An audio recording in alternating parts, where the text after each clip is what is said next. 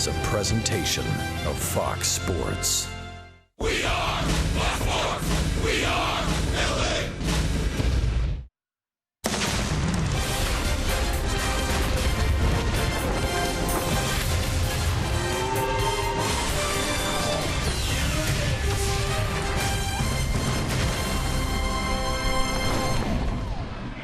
Halos kicked off the last homestand of the season on a winning note. 2-1 victory over the Oakland Athletics tonight. They look to make it 2 in a row against their division rivals.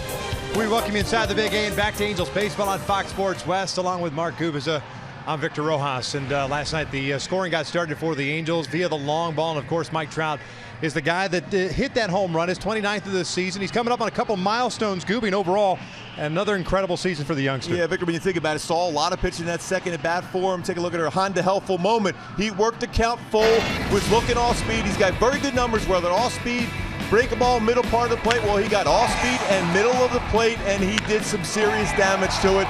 Got the bat head out, got the timing mechanism, it's cleared that swing path, hit that one out, his 29th home run, 98th RBI of the season for Trout. On base 4 times last night, a couple of walks. And when you look at Mike Trout and when that conversation for AL MVP, look where he's at as far as the runs, tie for first, on-base percentage, well ahead of everybody else. The walks first, more first by a significant amount. If he gets it at 30-30, which he's only 1 home run away, 3 steals away, 2 RBI away from 30-30, 100-100 on the season, that name has to be in that conversation for MVP. There's no doubt about it. He's had a fantastic season, and that one pitch is really the one poor pitch that Sean Manaea threw last night. He had a spectacular outing. Jared Weaver also had a good outing. Ricky Nolasco's pitched well of late, hoping to kind of keep it rolling here tonight. It is baseball time in the Southland. Sit back and relax. Going to bring you the lineups and the first pitch when we return. This telecast of Angels Baseball on Fox Sports West is brought to you by Hyundai. Great deals on amazing cars are going on now at your Hyundai dealer. Visit buyhyundai.com today. By Jack in the Box. Taste the all-new Brewhouse Bacon Burger today for limited time only at participating restaurants. By your Southern California Toyota dealers. By Mercury Insurance, on a mission to save you money.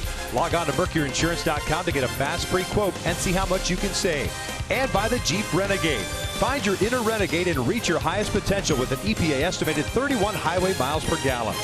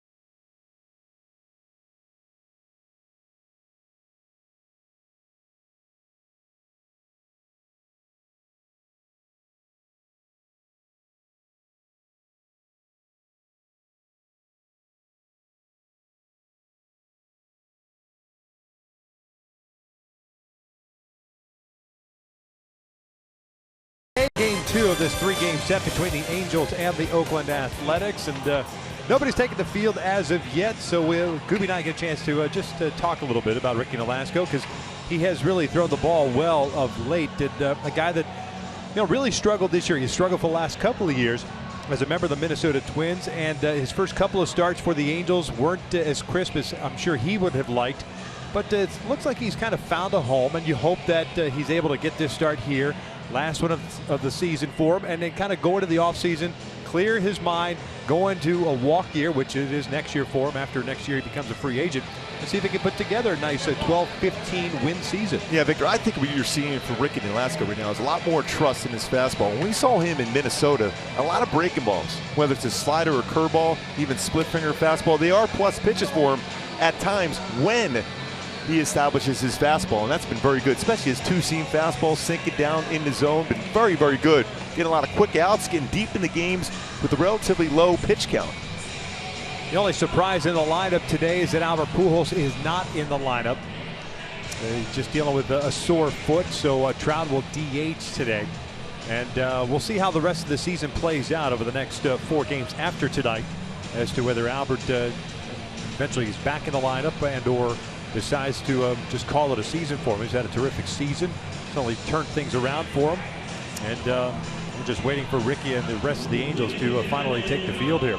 As far as Trout is concerned, you mentioned the 1, 2, and 3. 1 home run away, 2 RBIs away of 100. Home run away from 30, 2 RBIs away from 100, 3 from 30 stolen bases on this season. And he's got 5 games to try to accomplish that. I think just whether he wins the American League MVP or not, I think from a personal standpoint, he'd like to get to those thresholds. And he'll be the youngest player in history, at least since they've been keeping that stat since 1920, if he's able to do all those things with the 30-30, 100 runs, 100 walks, 100 RBIs. So Trout certainly has a lot to play for. Did you see that in that dugout getting ready? Trout DHing. He'll be wearing a lot of people out in that dugout talking all day. Yeah, a little quasi day off for him today with the DH start. Let's take a look at Bob Melvin's lineup for the Athletics. Game number 157 for Oakland. They are currently at 67 and 89. It's Joey Wendell leading things off at second base. Stephen Vogt gets a start behind the plate. Ryan Healy at third base. Chris Davis DHing tonight. Yonder Alonso at first. Danny Valencia moves over to left field today. Marcus Semien is the shortstop. You have Matt Olson in right field and Brett Eibner batting ninth and playing center. We mentioned Ricky Nolasco's on the mound for the Angels. This will be his 11th start wearing an Angels uniform. And as an Angel, 3-6, a 3.60 ERA. What I like really is the strikeout walk ratio. 47 strikeouts and 13 walks over 65 innings. Especially when you look at what he's done in his last 5 starts. My go-tos for Ricky to continue this domination is continue to use that two-seamer. And in and out, not just the burger we like, in and out as far as fastball in, fastball out, and then break a ball the same. Going animal style, are you? Yes, indeed. Yes, you are. Let's check out the Angels defensively with Trout not playing and Albert not DHing. Marte, Ortega, Calhoun in the outfield. Escobar, Simmons, Cowart, and Crone from third to first. And Juan Gratterall tonight gets to start behind the plate. And Cole Calhoun out in right field. Gold Glove winner last year, 2015. The only Angel to win a Gold Glove in the last 4 seasons. He's having another outstanding year. 9 outfield assists for Cole Calhoun, and we've seen him make some outstanding plays, especially of late. Joey Wendell to lead things off. 260 average with a home run and 9 RBIs. This is his 23rd major league game, and the first one tonight is down low for ball 1.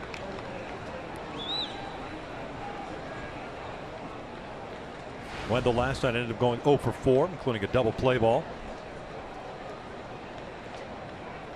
First 5 innings of last night's game, he was kept in check with the off-speed stuff from Jared Weavers. Ortega backpedal out to make the catch for the first out. And my Hyundai key for this game today for the Angels to be successful, call a little Steely Dan. Ricky, don't lose that number. That means use that number 1, that fastball, to set up those secondary pitches. The fastball has been very good. First out of the game on a fastball. You've got to sing a couple lines from that song. As the game progresses, I'll do that for you. You promise? Yes. Hey, by the way, feel free to join us in the 3rd inning. Stick around. Dick Enberg, the Hall of Fame broadcaster, and one-time Angel broadcaster, is going to sit in the booth with us for the 3rd inning. We're not even going to talk about the game. We're just going to talk stories. He's got a lot of great ones. Forget about what's happening. You got pictures to see what's happening on the field. We just want to hear his stories. Yeah, no question. And at that point, I certainly won't sing Ricky, don't lose that number. It'll be after. I think he would appreciate it. Oh, I'm sure he would. You know what you should find out is what his favorite song is? Yes. And then hum a few bars. sounds good. I could do it. Got a top hat for you and a cane back there. Yes. 1-1 on Stephen Vogt. It's downstairs. 2 balls and a strike. Shift on with Vogt at the plate.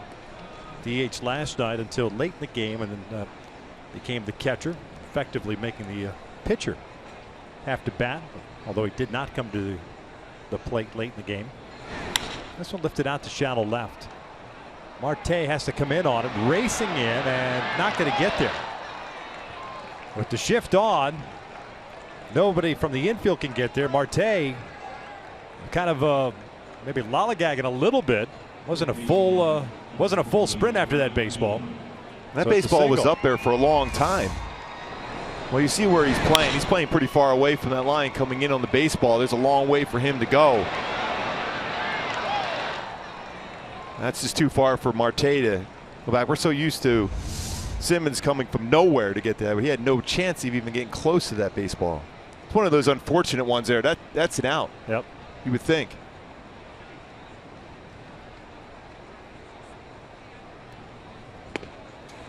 Ryan Healy, the third baseman, takes outside. Having a nice rookie season. 67th game for him.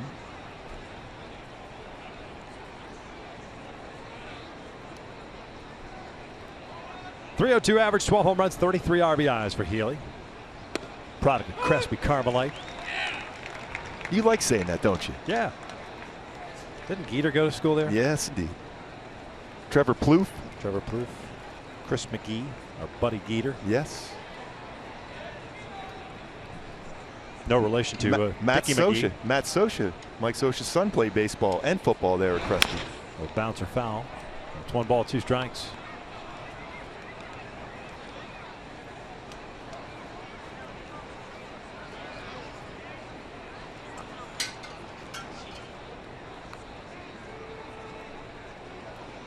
Certainly Healy's a guy that you can get a ground ball double play. He's rolled into 6 of them so far this year. And Nolasco's got 18 ground ball double plays turned behind him.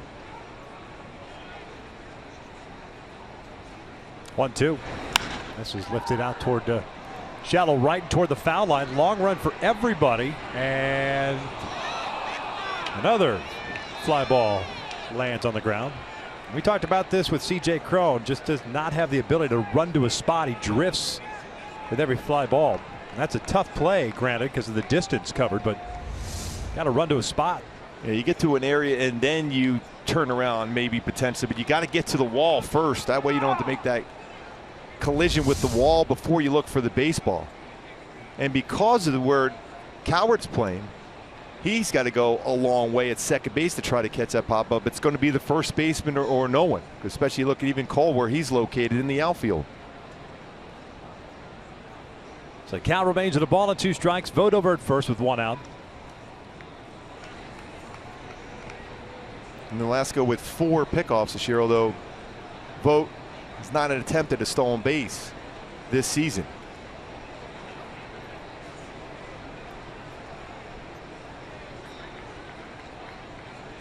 Breaking pitch, pulled foul. And it's one of those innings too for Nolasco. I mean, you're talking a 1-2-3 inning with very minimal amount of pitches thrown. I think he's thrown a lot in this inning, 11.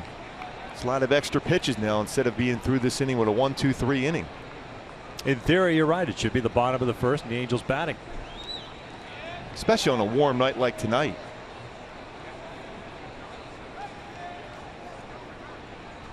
And he'll get Healy swinging at that slider. 2 down. Well, really good to see that for Ricky Nolasco under control. Yes, he's had a couple plays that could have been made. Instead, stays within himself and a nasty slider going down and away. Again, all been set up, that break ball between his slider and especially his curveball. Been set up by that good command of his fastball.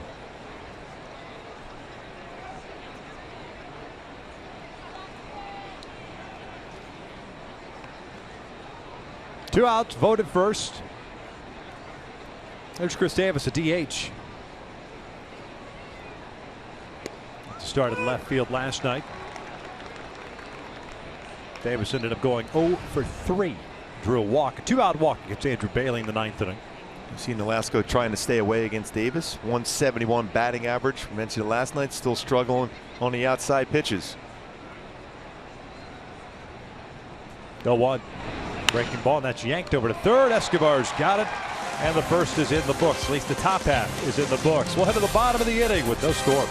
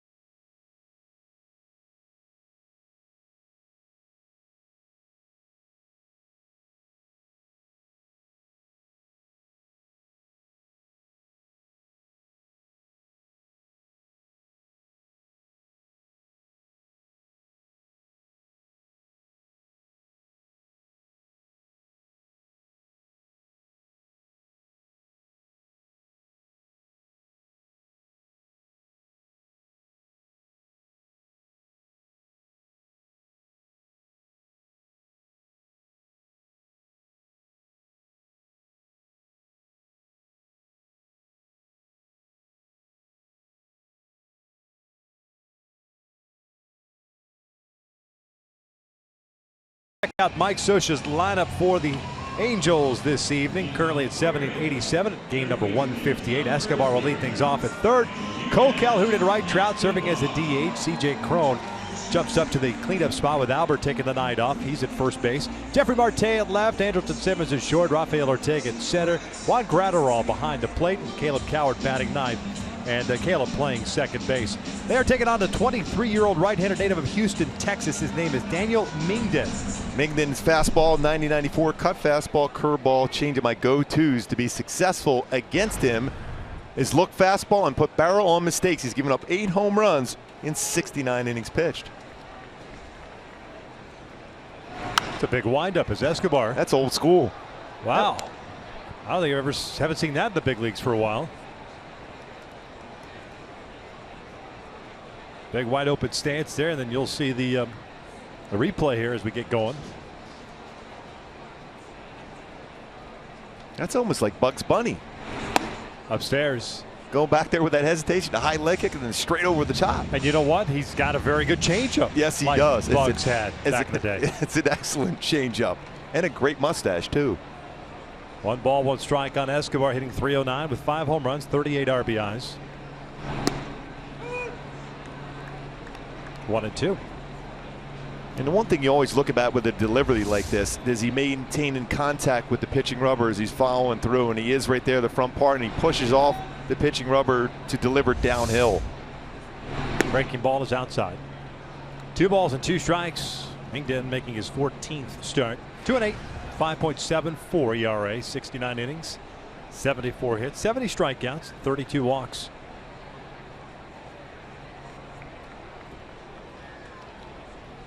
Escobar fouls it back. Pretty good fastball at 94. Fairly straight fastball though. Yeah. Mentioned that plus changeup he has. He will throw. It's in between a cut fastball / slider he'll throw and a curveball also. 55% of his pitches are fastballs. The other 45 all speed.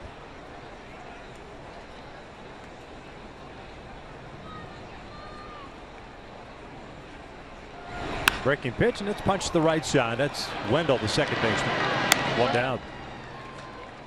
Let's take a look at the Oakland A's defensive alignment for the A's tonight. Valencia, Eibner, Olsen in the outfield from left to right. Healy, Simeon, Wendell, and Alonso from third to first, and both behind the plate. And Simeon's really did a nice job as far as improving his defense this season. 971 fielding percentage, 21 errors compared to 35 last season. He's turned 109 double plays from that shortstop position this season.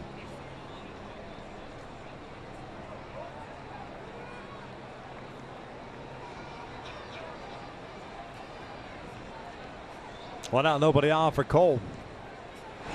He'll swing first pitch, drive one out toward left center field. Long run for Eibler because he was playing Calhoun to pull, and this one falls in there. Little miscommunication.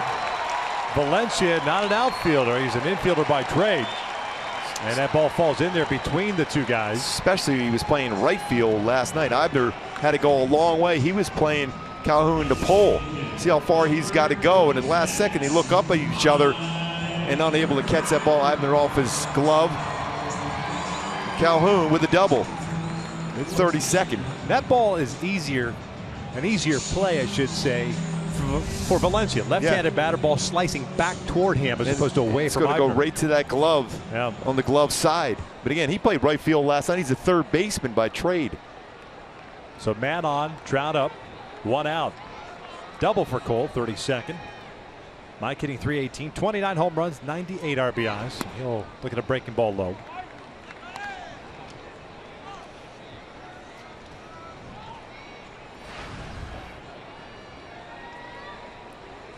Trout hitting .433 against the A's this season. 7th game in which he is DH'd.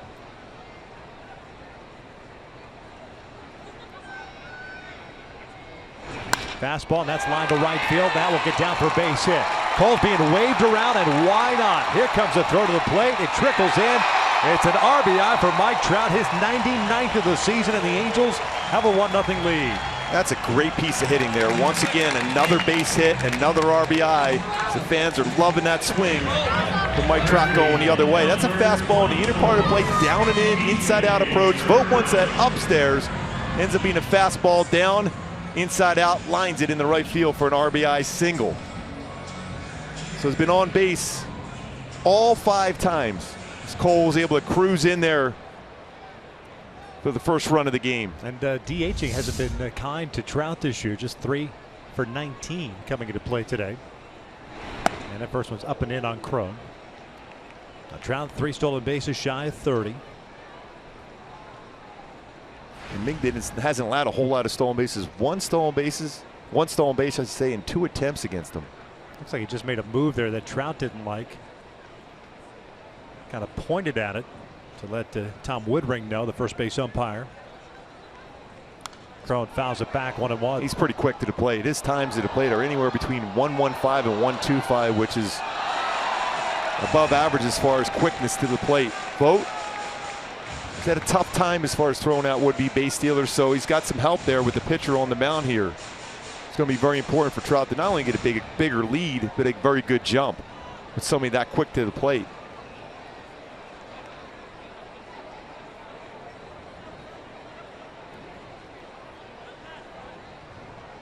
See, the thing is, he comes to almost to a stop at his waist, then brings his hands up, and then stops a couple of times going down before he settles in and throws the baseball. It's very difficult to read that as a base runner. So he stops there, goes to bring the hands up, stops, and then brings it down again. 2 balls, 1 strike. Crone hitting .280, 16 home runs, 69 RBIs. Gary DiSarcina trying to give him something that he can read from the pitcher. Trout's trying to get a little bit bigger lead.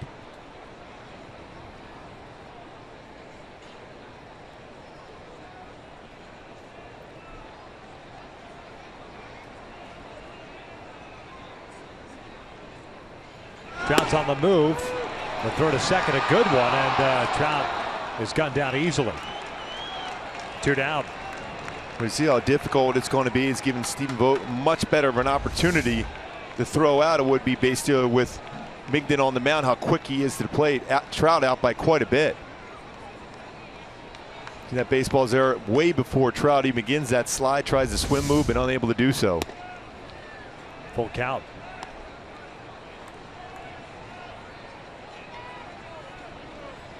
Still can't understand how you can come to a stop twice. Maybe because it's still moving, perhaps. It's not an official stop. I hear what you're saying. This was pulled foul.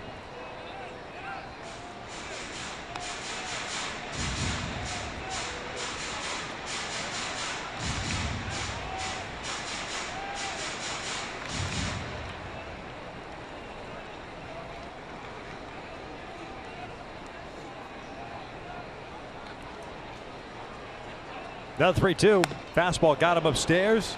And the Angels are done here in the first. But Mike Trout gives the Angels a 1-0 lead with a single as we head to the second.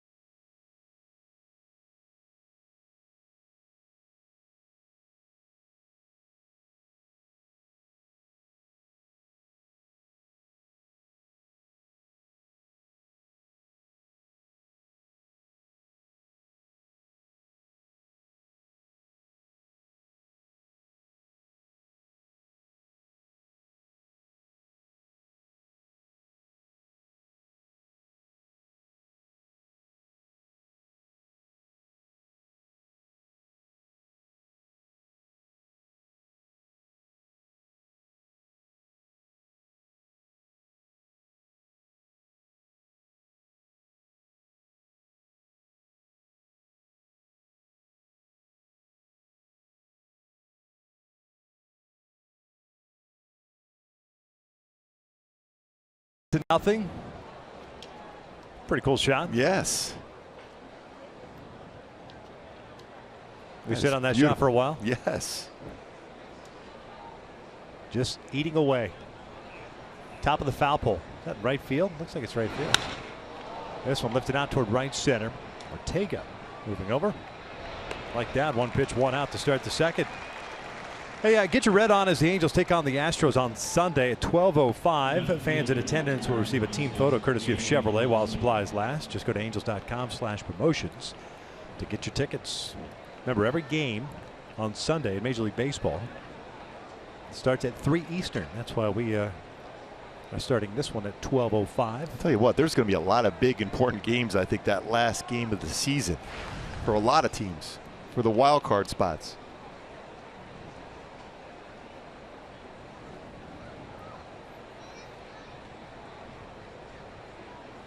Toronto beat Baltimore 5-1 tonight, so they extend their lead between the first and second wild card spots. Tigers shut out Cleveland 12-0. That was Verlander, I think, on the mound for the Tigers tonight. Bouncer up the middle, and that'll sneak through for a base hit. Valencia's on board. That'll bring up Marcus Semien as we take a look at the wild card standings. Shortstop, number 10, Marcus. There, Toronto now 2 games up in that top spot. Detroit with that win. Game back. Seattle was winning, now behind in the game against Houston Astros. They were up, what, 3-4-0 early. Now it's 8-4 Houston. So still an outside shot that the games this weekend mean something for the Astros.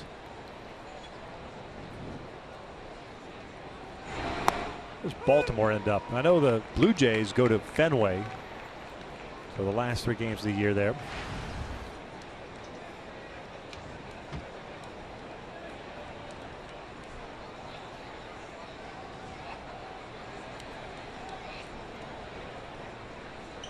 Baltimore is at the Yankees over the weekend. Good breaking ball. 0-2. And the Yankees still alive themselves, keeping Boston away from clinching the AL East today. Boston came back in that game too to tie it up, and the Yankees won late. That pitch was in the strike zone.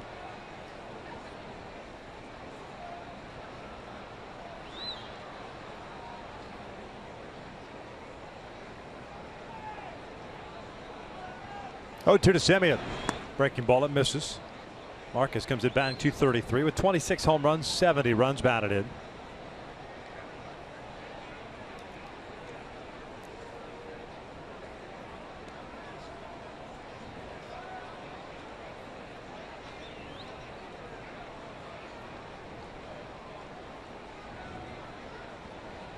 One, two. Well, this is pulled over to third. Glove by Escobar. Over to Coward for one. We're going to first in time. A double play. And we will head to the bottom of the second with the Angels up 1-0.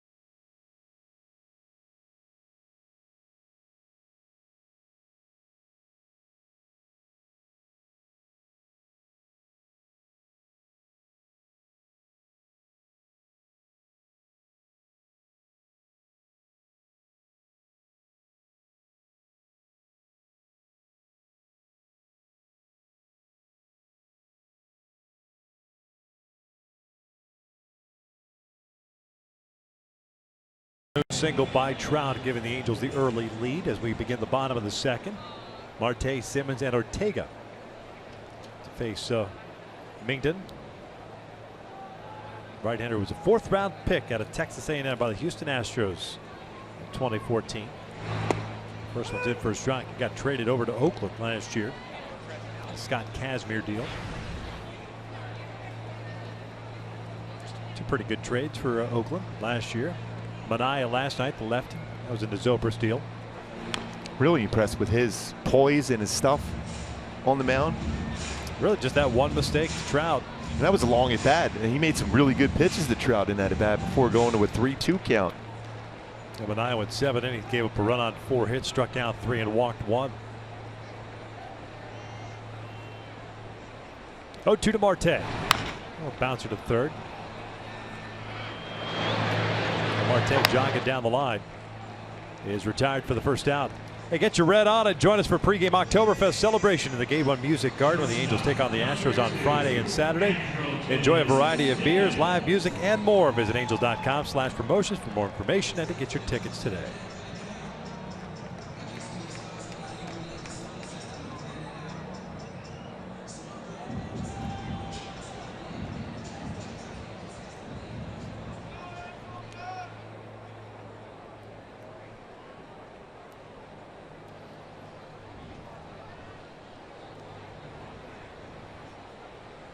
Andrelton Simmons up. Swinging first pitch, chopping one to Wendell. 2 down.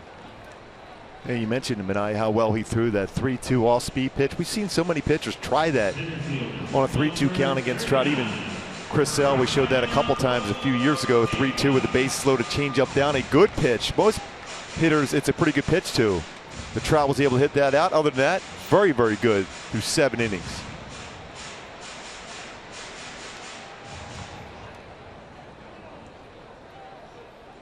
So 2 outs, and here's Rafi Ortega, the center fielder.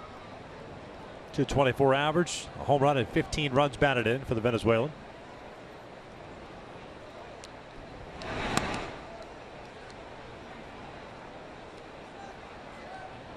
Become a pretty good pinch hitter for the Angels too.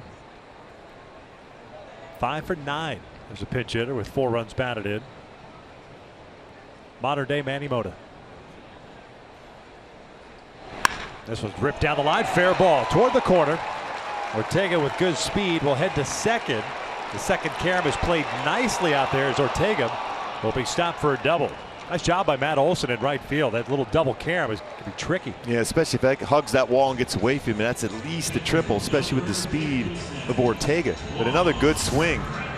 Tried to sneak a fastball inside around belt high, brought his hands inside the baseball well and hooks that one right down the line for a double. His 8th double of the season. Ortega in scoring position, but well played by Olson as he gets down to that corner, cuts off the angle, gets it in quickly to keep Ortega at second base. But a good swing from Rafael Ortega.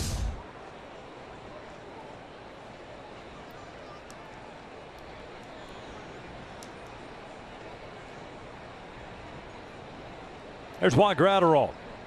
2 outs. He'll look at a strike on the outside part of the plate. And you mentioned Ortega pinch hitting. Dave Hansen, one of the best pinch hitters himself. I mean, obviously you get that information, what you sit on as a pinch hitter.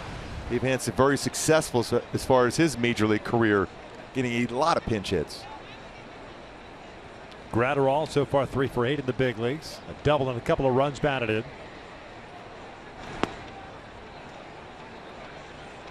Bandy got to start behind the plate last night. It's so fun every time walking by Juan. He's just got a huge smile on his face. Getting this opportunity to play at the major league level and getting some playing time at the major league level. Big lead for Ortega at second with 2 outs. Breaking ball is in there. 1-2. They've had a nice season, both combined between AA and AAA this year. 17 starts, 10-2, and a 1.46 ERA. You talk about a pitcher that can throw the timing of a hitter off. You can certainly see why the timing is thrown off. Both from the stretch and the windup. This one off of Vogt's chest. Ortega trying to go to third is gunned down. Slight hesitation. Yep. Nice play by Stephen Vogt too to recover there. As the Angels are done here in the second, we'll head to the third. Dick Enberg's going to join us in the booth. Angels up 1-0.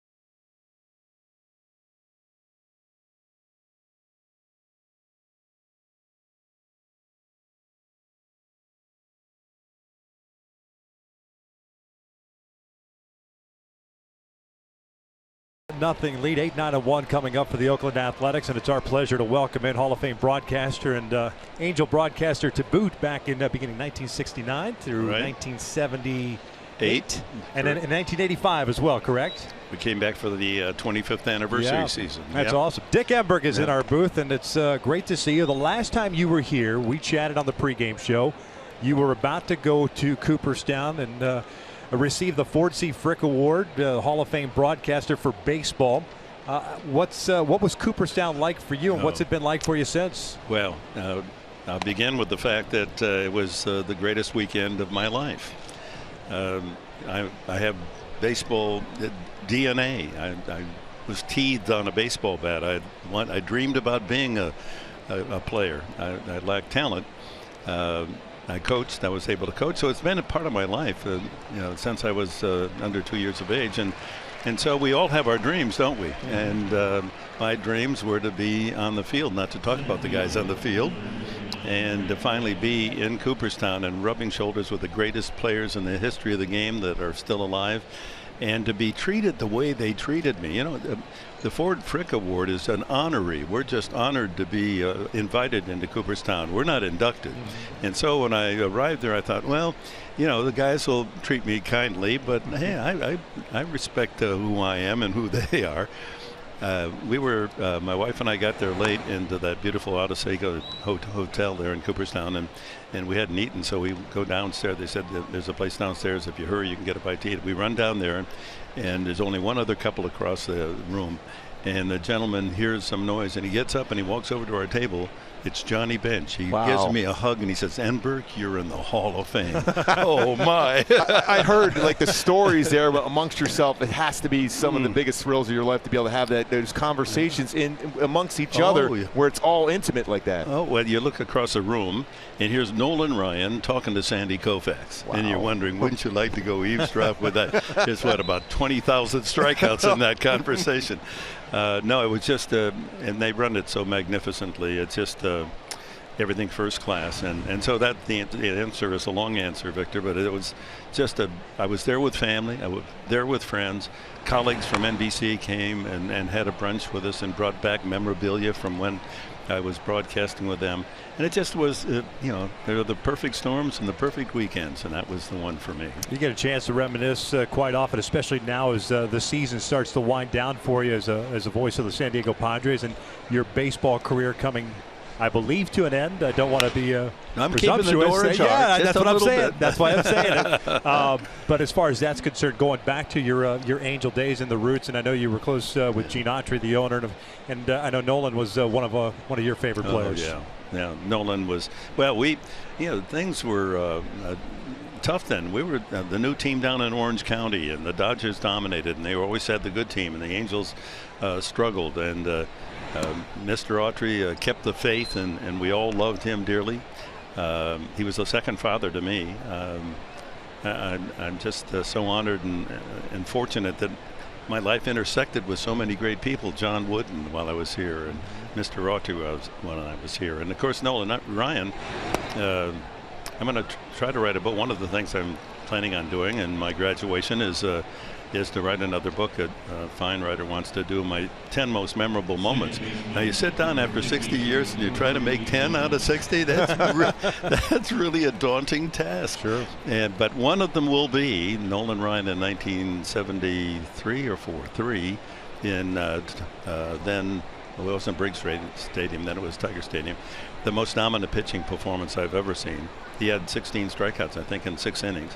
And it was an aging but good Tiger team, and pitched that no-hitter there. And in the ballpark, where as a kid I used to hitchhike from the farm to go down and see the Tigers play. So the thrill of being the broadcaster in that particular baseball facility and then seeing Nolan Ryan, and you could, you were so close in Detroit, you could hear him grunting and grinding in the 7th, 8th, and 9th to get that final out. So that will indeed be one of the chapters. Well, Dick, when you walk into the stadium, this may have changed a little bit over the years since you were doing games. What are some of those memories? You mentioned that when you think about being here at the Big 8 Angels Stadium, what are some of those things that really jump out at you? Well, I ran into Clyde Wright here. I mean, I know he's constantly We around apologize. Here. Sorry about that. Skeeter Wright from Carson Newman College.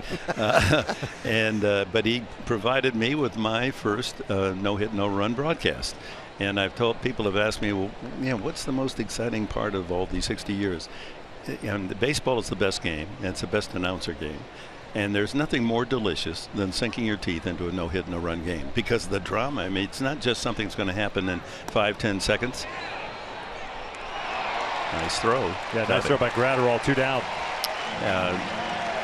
And you know, even in a basketball run, you know, they might score 18, 20 in a row, or a football drive that takes a certain amount of time.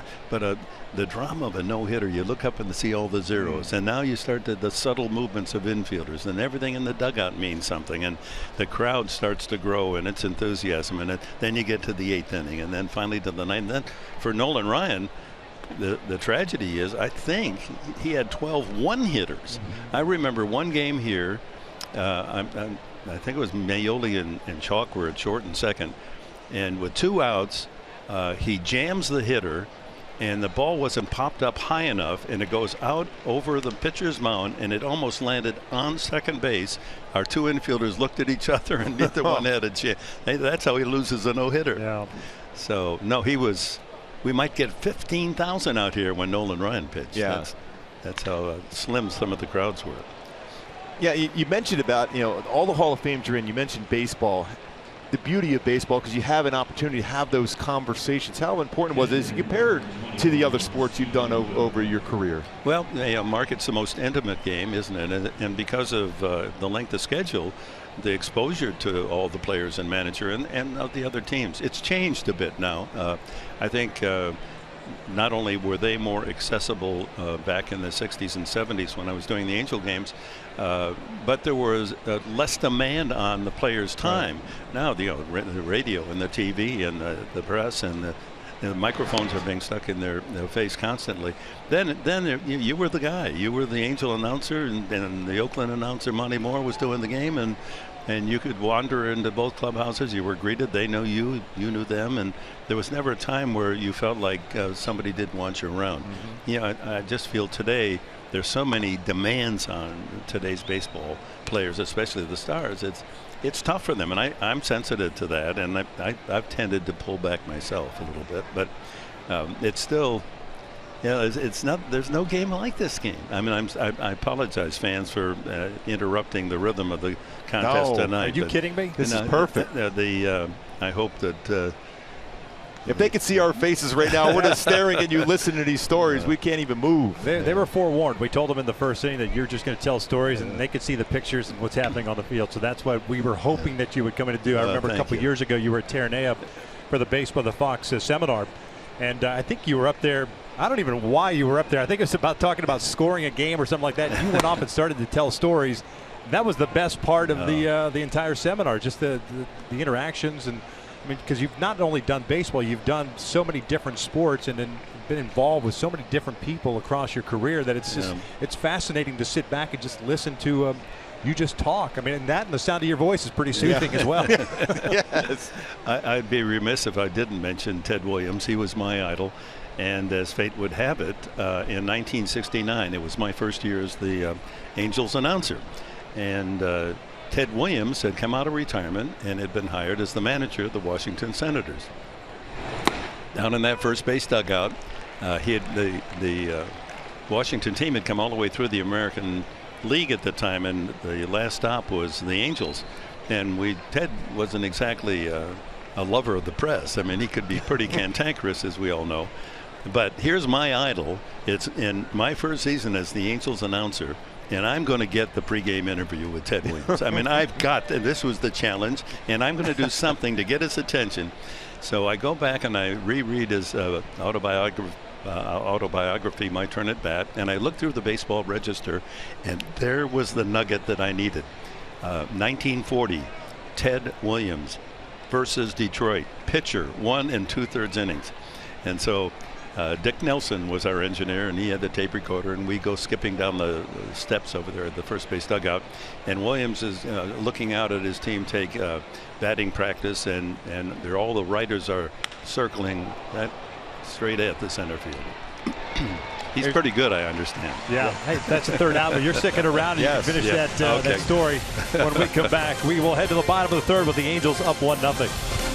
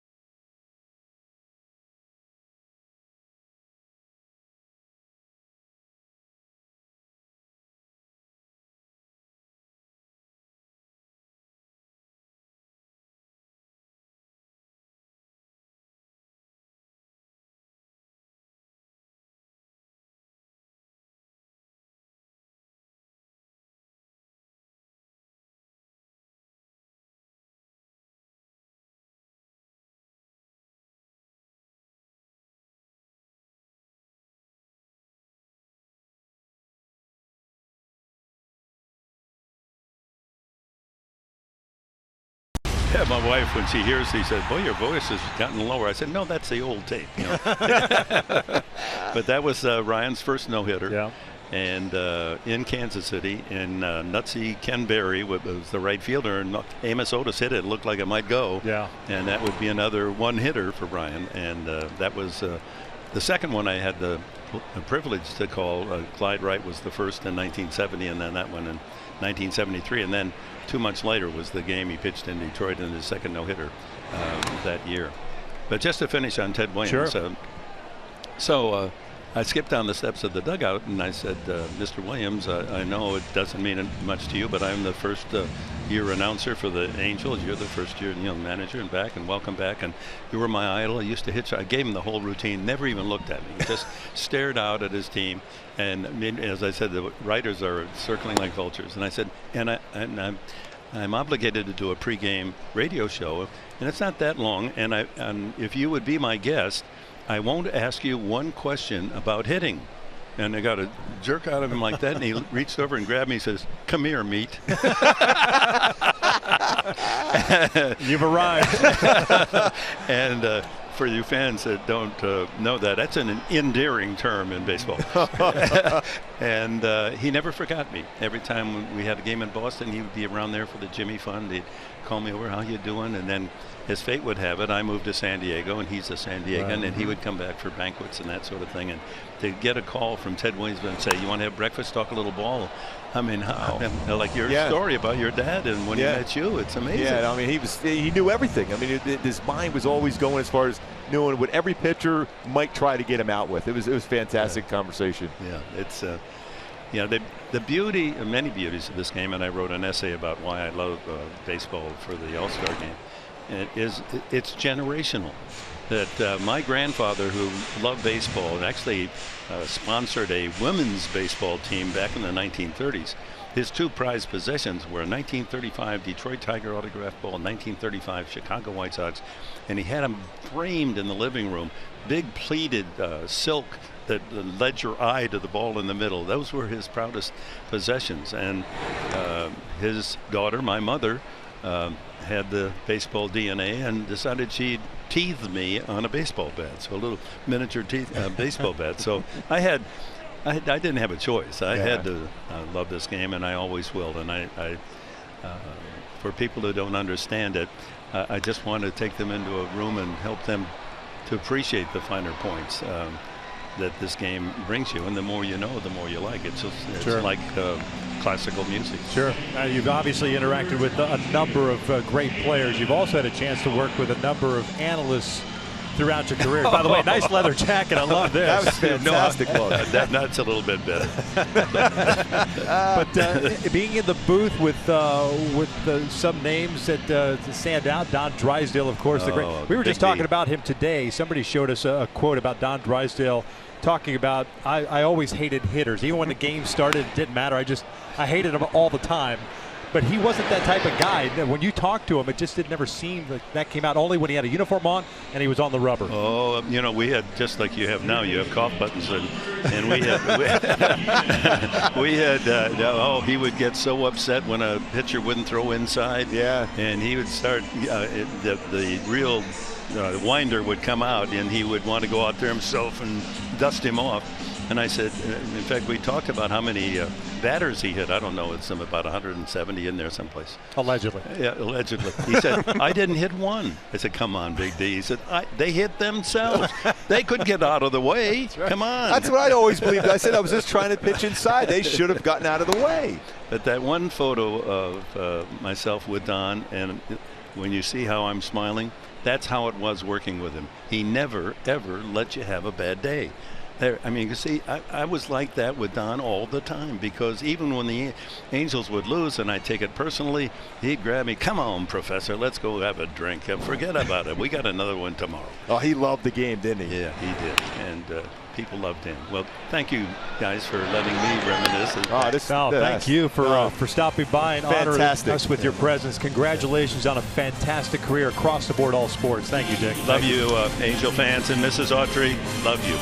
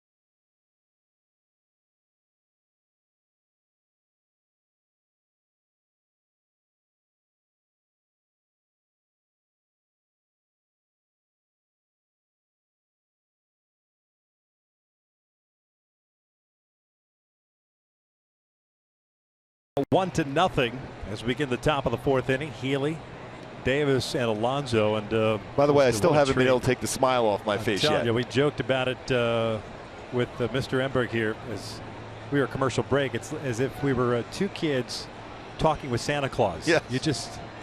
It was unbelievable. He's awesome. He is the best.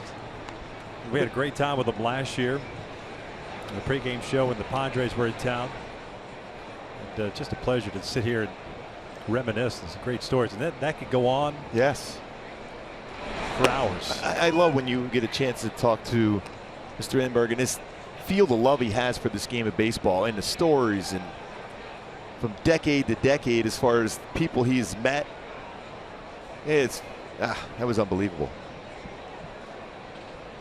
They will finish. The Padres, I think they're in Arizona, and he will be calling those games.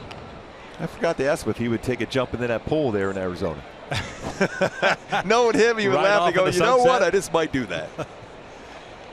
Might want to ask permission first. They get a little testy about that.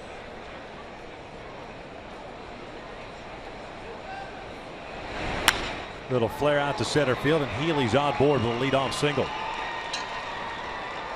1 for 2 tonight. Pretty good action on the fastball. They ran it in on him. And one thing, if you're a base runner, you better be aware when you run around first base and take that little secondary lead, try to think in terms of going to the next base. Anytime Simmons is near the baseball, it's going to be fired back at you. And you would think he's played long enough that scouting report gets around, but he's made some unreal plays on back picks when guys take a little bit too big of a turn around first.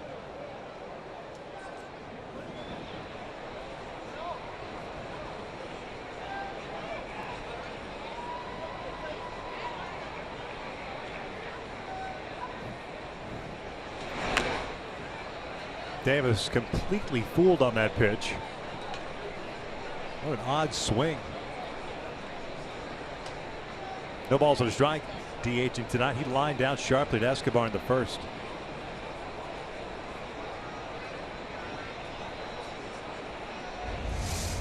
Especially when you've seen a lot of all-speed pitches, then he runs a fastball in, looking away with that late movement. We talked about that two-seamer in on a right-handed batter, and an odd swing at that for Davis.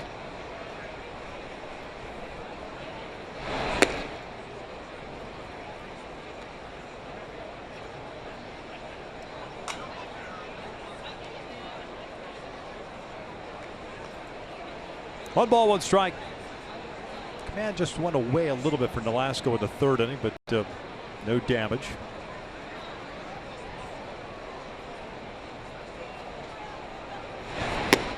Check swing. They wanted appeal. Did not go.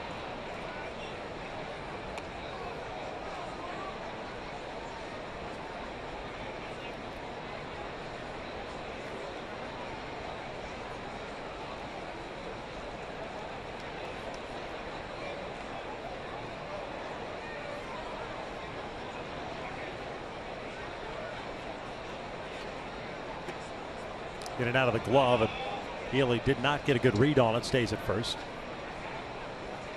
3 balls, 1 strike.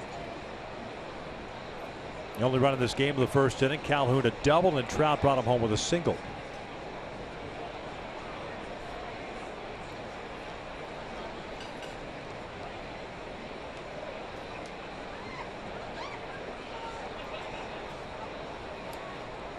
Three one on the way. That's in there. Full boat.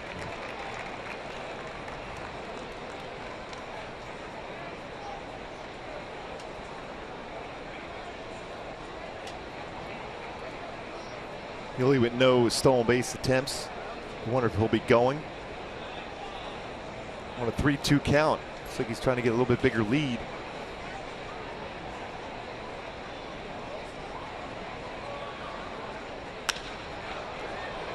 Especially when you think Nolasco's now had 19 double plays turned behind him.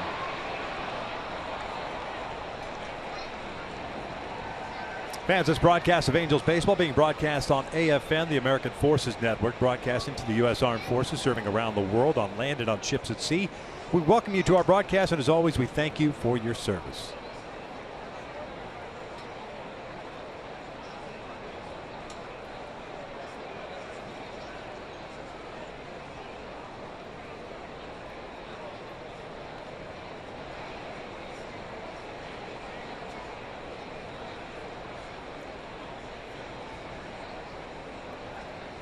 Bouncer to third. Should be two. Escobar to Coward. On the first, got a double play. Second one turned by the Angels.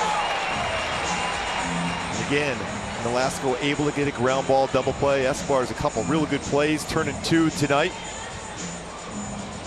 It's worthy of a Carl's Cam replay. Little tough in between hop. Good feed over to Coward. With his strong throwing arm, going to complete a 5-4-3 double play easily. Second time tonight.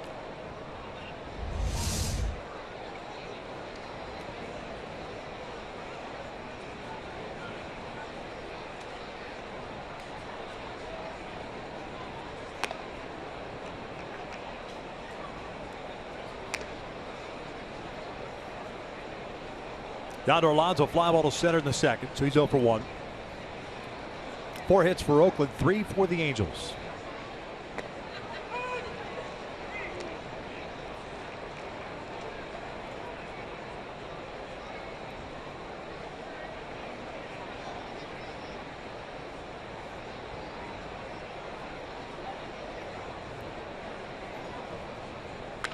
Good off-speed pitch. Coward has to come in on it. Nice job by Nolasco as we head to the bottom of the fourth. Halos have 2, 3, 4 coming up 1-0.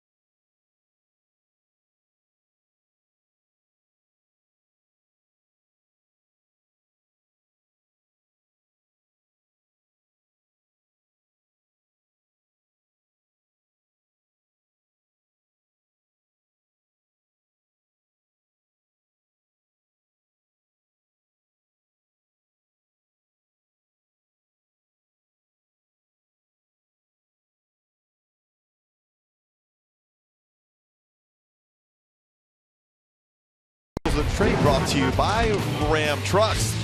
See why it's so difficult for hitters to get the timing against Migden so far. That delivery, the hesitation, and then the drive to the plate.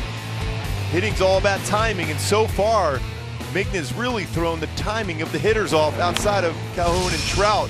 Very effective fastball, changeup, and breakable has been very solid also. Calhoun, Trout, Crone here in the fourth for the Angels. Never easy when you're facing a guy for the first time. Cole had a double out to the alley in left center field. Little miscommunication between Eibner and Valencia as that ball went off the glove of Brett Eibner. 32nd double of the season for Cole. Trout then picked up his 99th run batted in. By the way, Victor, how cool has it been for us this year having Vince Scully in the booth and now Dick Enberg in our booth hanging with us like this? Yep. Should have Snapchatted with Dick. Like with Vin. With Vin, we did. Those 2 days of Snapchat were the best.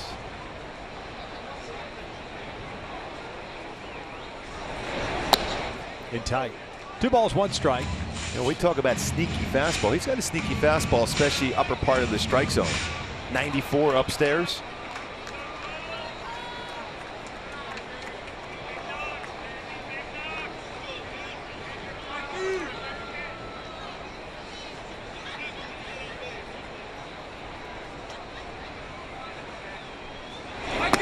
That's in there for a strike to even a count of 2-2. 1 strikeout, no walks, 3 hits allowed for Mingden.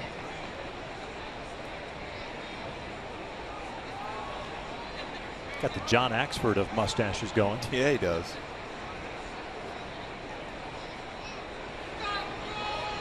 Not quite Raleigh fingers, but close. No. 2-2 foul back to the left. Good fastball in on the hands.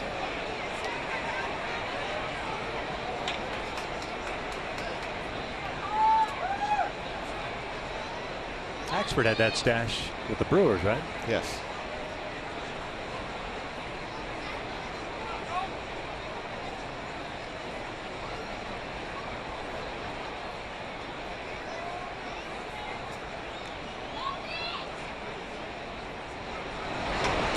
Full count.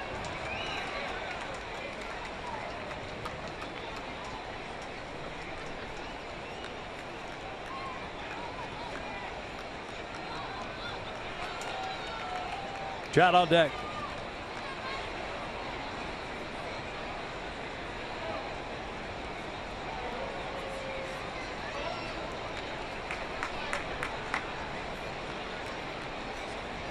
Payoff all the way. Bouncer foul. Cole expanded his strike zone, upset with himself, chased the fastball out of the zone. See the frustration.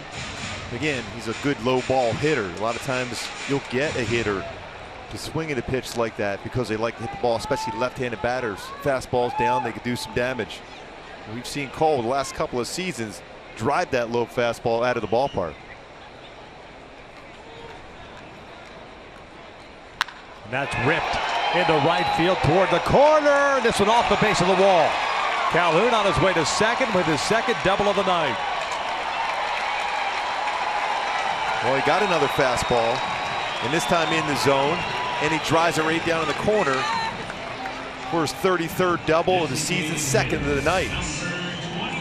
Came right back in, and this time he was able to bring his hands in, barrel the bat on that baseball, and lines it right down the line, just short of being a home run. And in scoring position once again for Trout. As Trout potentially could pick up his 100th RBI of the season here with a base hit. Could kill 2 birds with 1 stone if he just goes deep. Yes. Just saying. Upstairs to the fastball.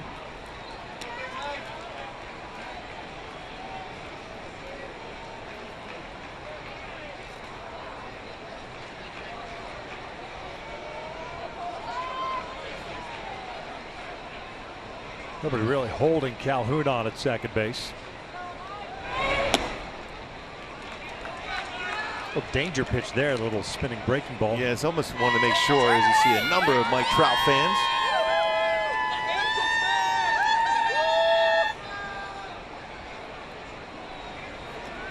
Good count to do some damage. And if we'll go off speed here, Trout has crushed off speed pitches throughout the season.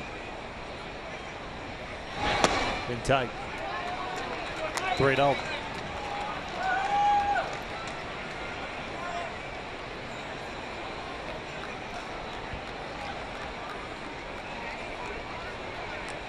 Crone on deck. Trout will be swinging here. Green light if he gets a fastball. And that is ball 4. The first walk of the night comes to Trout. And he's a 2 on with nobody out, and Crone coming to the plate now. And another walk and another time on base. That's 6 plate appearances for Trout against Oakland this series. All 6 times on base. 113 walks on the season for Trout, which ties Tony Phillips' mark for all-time walks in one season in Angel history. Trout, 113 walks on the season.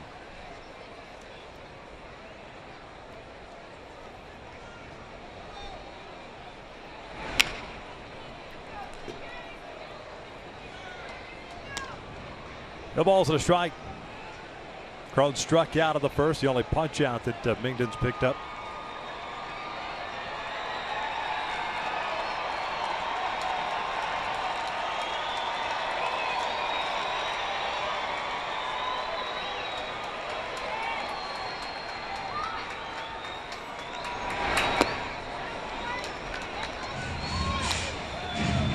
51st pitch of the night for the right-hander. 31 have been strikes. At a 1-2-3 third inning.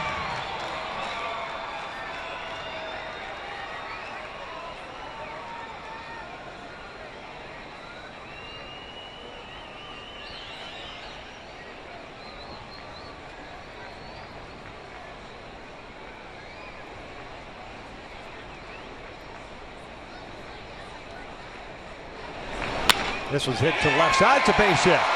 Cole had to freeze. That ball had some air underneath it.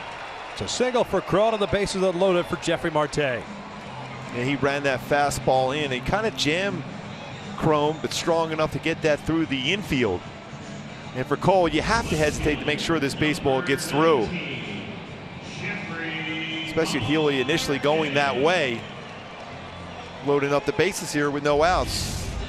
For Marte to do some damage and expand on the lead here. Marte got jammed in his second inning at bat and grounded out to third. 0 for 1. Starting left fielder tonight.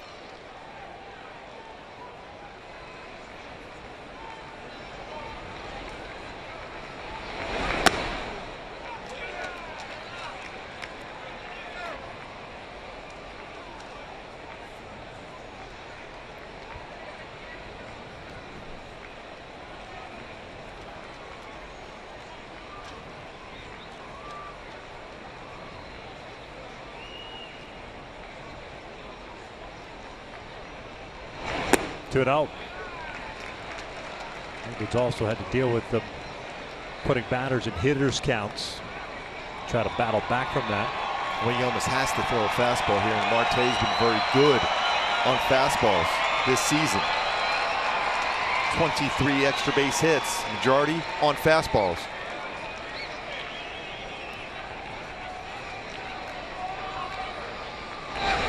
It's a fastball, rolls it foul.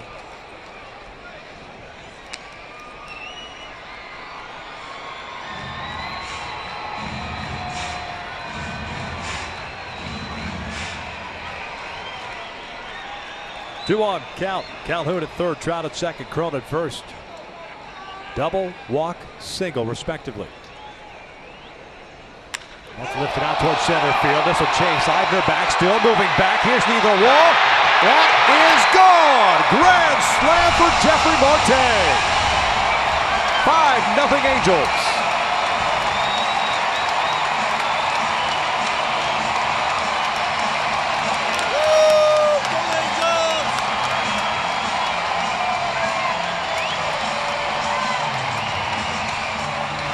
Boy, what a swing. Grand slam time for the Marte Parte with the bases loaded. It's our top tier play brought to you by Arco. Talked about how well he can hit a fastball in a fastball count down the middle of the plate, hits it out to dead center field. Eibner made a good effort, got about as high up on that wall as he could, but too far over for the grand slam for Marte. Career high 4 RBIs for Marte. Bases clear, and here's Andrelton Simmons. Takes upstairs. Again, the commanders have been a little bit off for Mingden in this inning. It's his first career grand slam. 13th home run, 42 RBI for Marte. That's a little flare out to right center field. Now he'll get down for a base hit. So still nobody out. Simmons reaches on the single.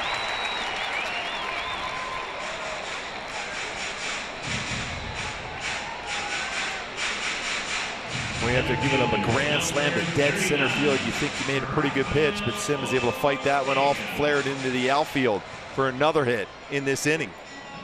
4 hits, a walk, 4 runs scored, still no outs. Neal's getting ready.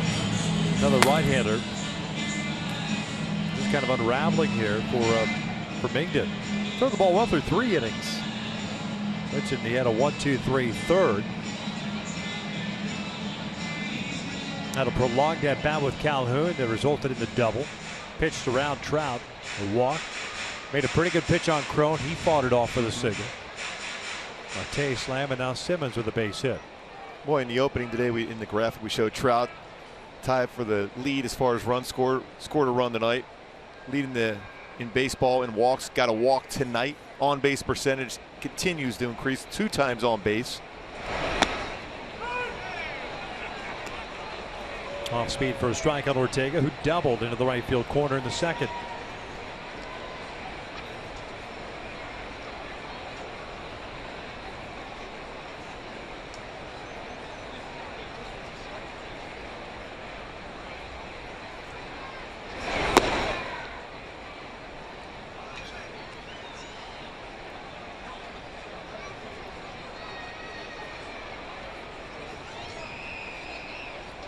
Ball and a strike.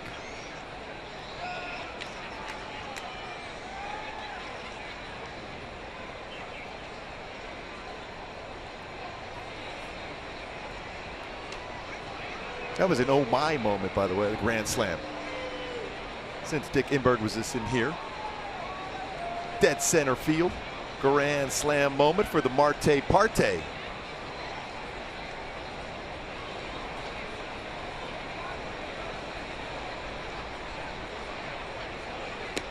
Another off-speed pitch, 1-2. That's one thing he hasn't really thrown a lot of, changeup. At least hasn't commanded. That's his go-to pitch. When you talk about, he's got 4 pitches: fastball and changeup, 1-2, slider, curveball. Second tier as far as his pitches. He didn't throw many changeups, at least not as effectively as we thought. Ortega lifts one out to shallow right field. That's going to fall in for a hit. Simmons keeps on running. He'll head to third. It's pretty good base running by Simmons. Hit parade continues here in the 4th for the Angels.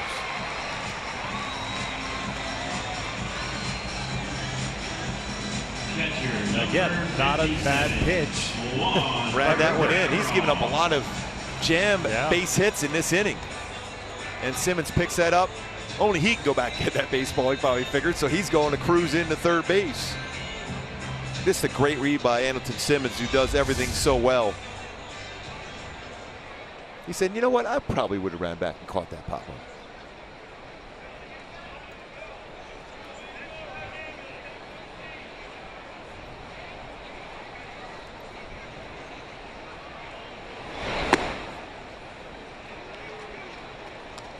Gratterall, fly ball to right in his 3rd inning at bats. He's 0 for 1.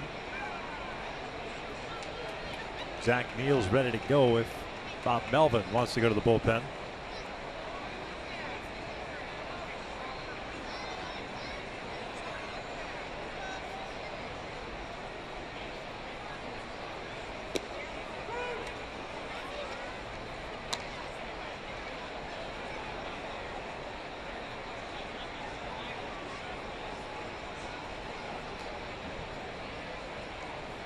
.27 pitches thrown by Mingden here, the 4th.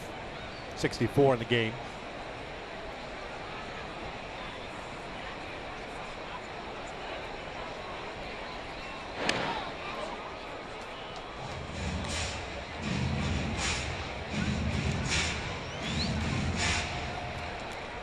A pretty quick pickoff move to first base.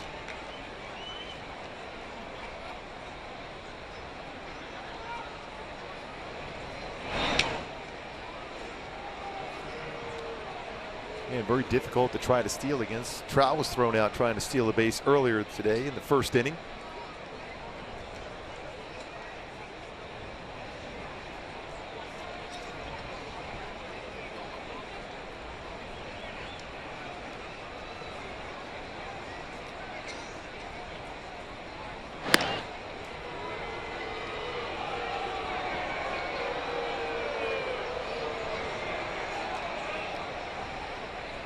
Bob Melvin going through a series of signs. At this point, Neal was definitely ready in the bullpen. A lot of times you'll do that to give him more time to be ready.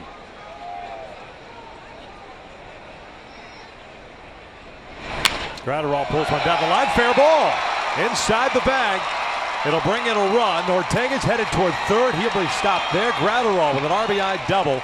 It's 6-0 Angels, and still nobody out here. And here comes Bob Melvin. His 2nd career double for Gratterall. 3rd career RBI. It unravels for Mingden here in the 4th inning. The Angels Not letting him off the hook and continuing to pile it on. It started with the Jeffrey Marte grand slam to straightaway center field that extended the Angels to 5-0, and they continue to bat here in the fourth with nobody out of pitching change.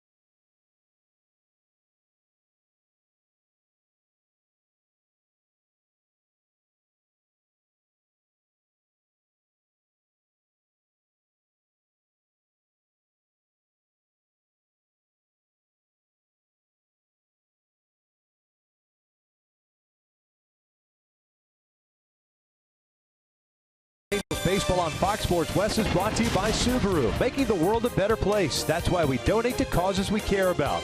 By El Pollo Loco, new chicken tenders. Try them today at El Pollo Loco. And by Heffernan Insurance Brokers, insurance and financial services for you and your business.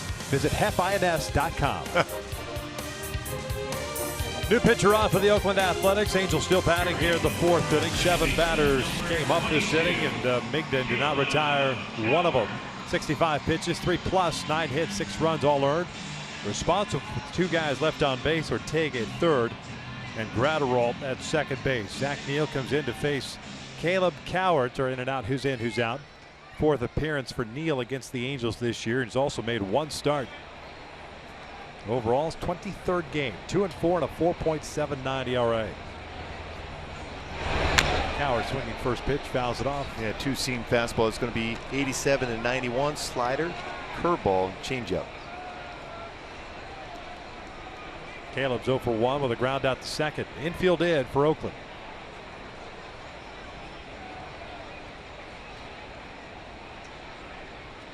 Five extra base hits in this game for the Angels out of the 9 so far. Bouncer towards second base, going on contact. Tough play. They'll get the out at first. Ortega scores, make it 7-0. Cowart picks up his 5th RBI.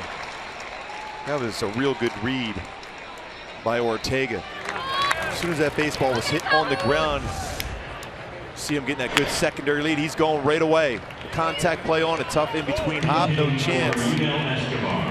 Wendell to be able to make the throw to the plate. Takes the out at first. Gratterall able to advance to third himself. Cowart picking up his 5th RBI of the season. Cliff Pennington's going to pinch hit here for Yunel Escobar. I don't know if something's wrong with Yunel. 0 for 2 tonight with a couple of ground outs. Cowart will move to third.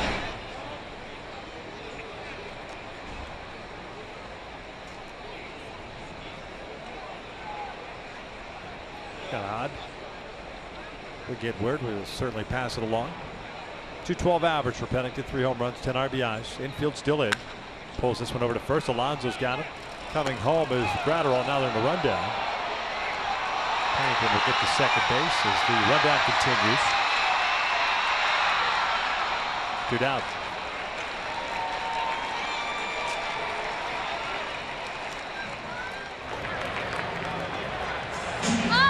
Big RBI double. What an opportunity Gratterall has had this season. It's really capitalized, going on contact though. I mean, easy play there at home. the rundown, stayed in there long enough to allow Pennington to get into scoring position himself for Cole Calhoun, who's had a big game already with 2 doubles, 2 runs scored.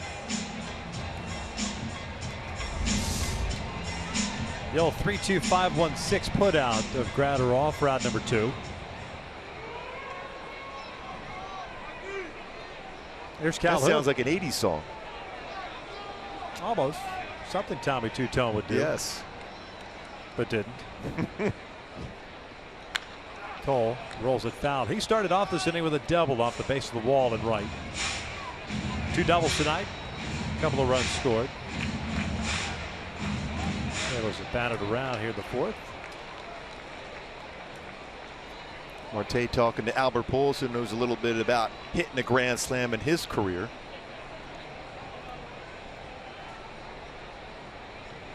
Albert with 591 home runs in his career.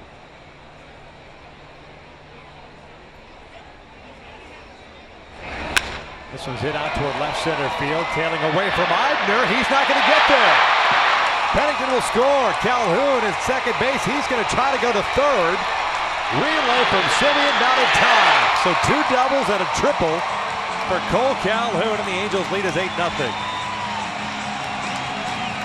Talk about adding on to those extra base totals for Cole. 33 doubles, 5 triples, 17 home runs on the season, and another RBI.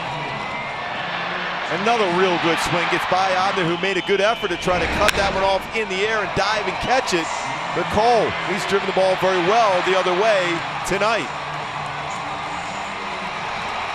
A little bit of a stumble, but still, we know he loves a dive. Does it in the outfield, does it here at third. Rack up some total bases tonight, Cole. Here's Trout looking to strike.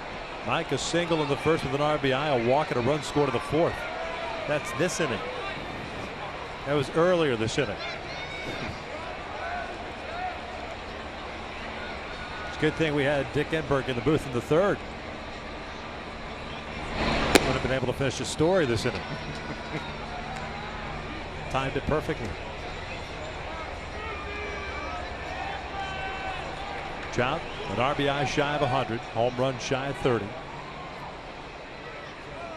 3 stolen bases shy of 30 on the season. 10 hits for the Angels so far. 3 2/3.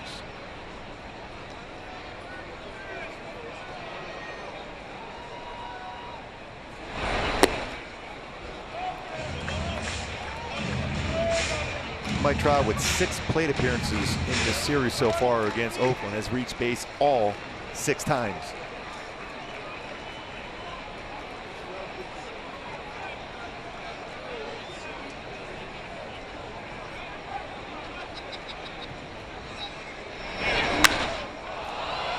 Popped it up, first base side. Alonso into foul territory.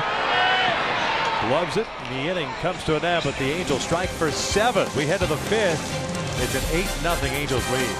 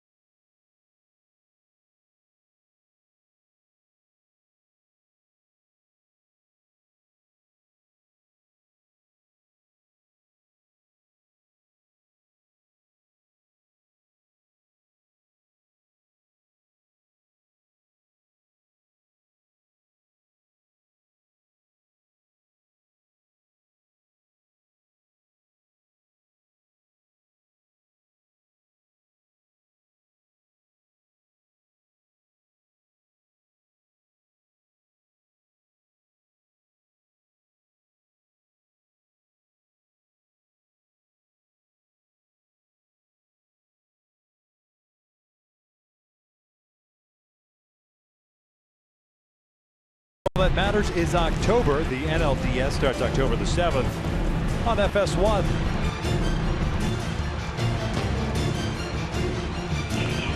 There's a playoff picture in the National League. That wild card race, though, very, very close. Both St. Louis and San Francisco leading tonight. And the Mets, a winner down in Miami, also. Shane Robinson takes over in center field. It means Ortega moves over to right. So Cole Calhoun is no longer in the game. And as we mentioned, Pennington stays in at second with Cowart going to third. Just like a spring training game. We are in the 5th.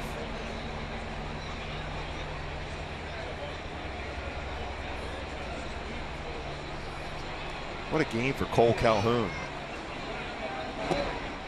2 doubles and a triple. No chance for a cycle, though.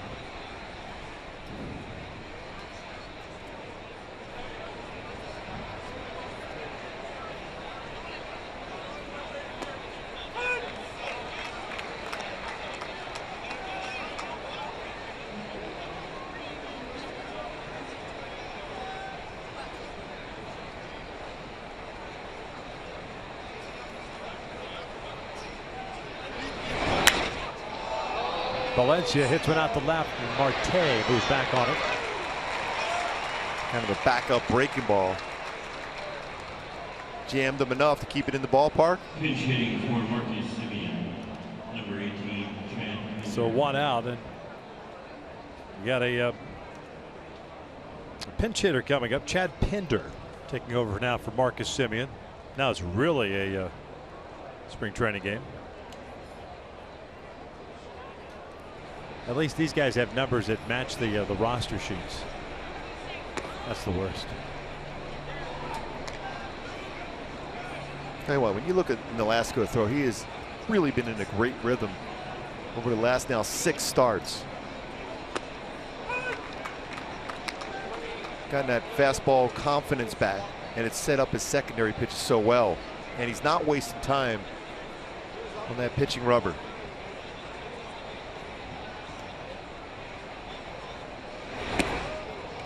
One ball, 2 strikes. Pinder, 18th game in the big leagues, .238 average. 4 doubles, a couple of runs batted in. Semien, by the way, goes 0 for 1 with a double play ball.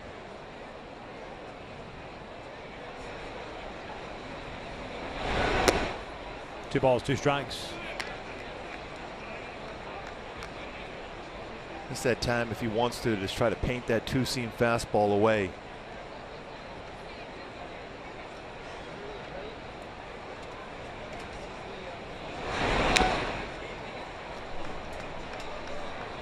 They went a split finger fastball away. Pinder will take over at shortstop.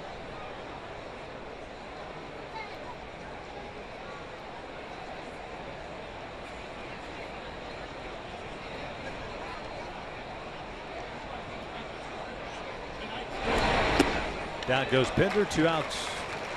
It's a good slow curveball also. That one at 72 miles an hour. Straight over the top, 12-6 break on the curveball. Swing and miss. Certainly for Nolasco to be able to see Jared Weaver be able to throw that curveball like that at those different speeds, see hitters out in front like that has certainly helped him out.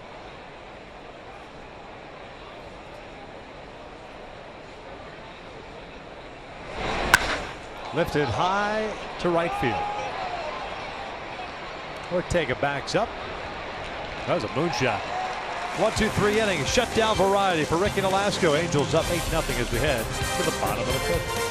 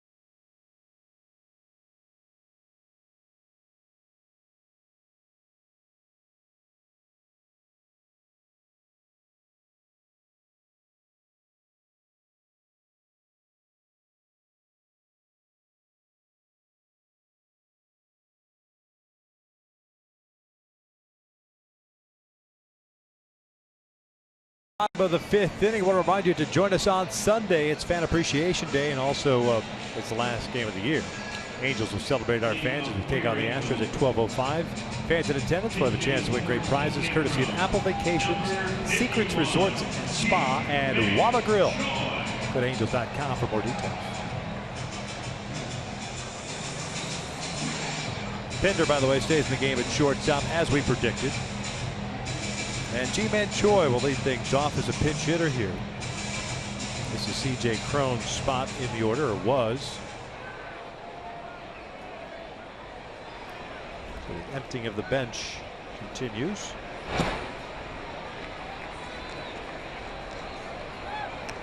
Really, that at bat by Cron, where he got jammed, was strong enough to get it through the infield. Really set up that big scoring inning, and then the grand slam from Marte right after Cron's hit. Choi lining one out to center. And this copyrighted telecast is presented by authority of the Los Angeles Angels. It may not be reproduced or retransmitted in any form, and the accounts and descriptions of this game may not be disseminated without the express written consent of Angels Baseball LP. One pitch, one out to start the fifth, and here's Jeffrey Marte, who's 1 for 2. He took a 1-0 Angels lead and made it 5-0 with a grand slam to straightaway center.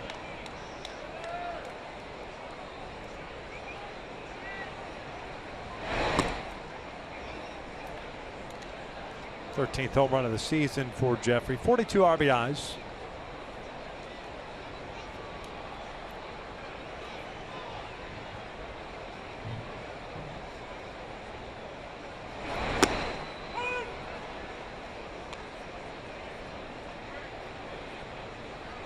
One ball, one strike.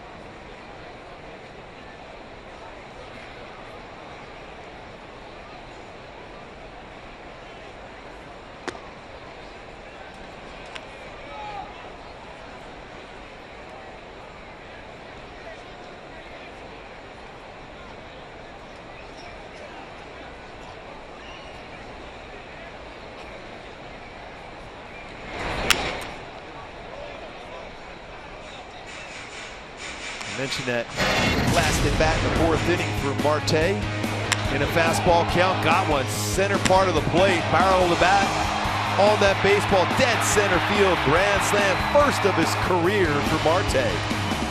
13th home run of the season. Full count.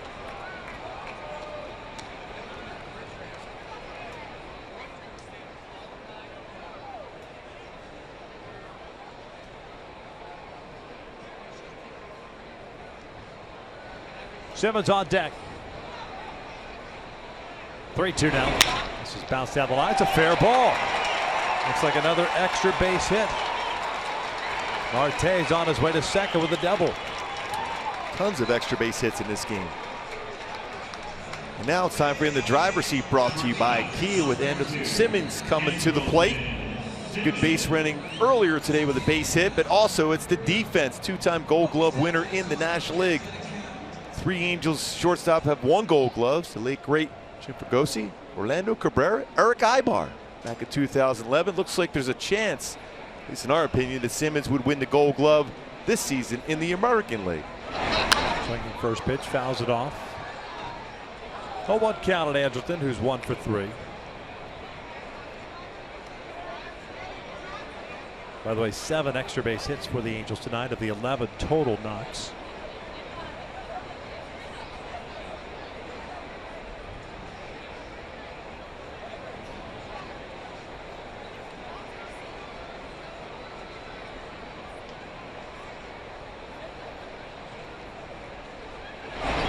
Ground ball left side. Healy can't get it. Pinder has it. Off balance throw. It's a bad one. Gets by Alonso. Simmons will hold it first.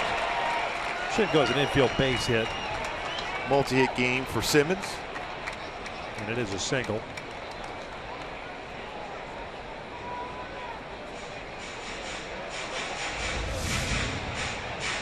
Ground ball in the hole. It's by Healy. Pinder, good backhand, didn't get quite enough on the throw. You're not going to throw out Simmons anyhow going down the line. Going to be an infield base hit. 2 for 3 in the game for Simba.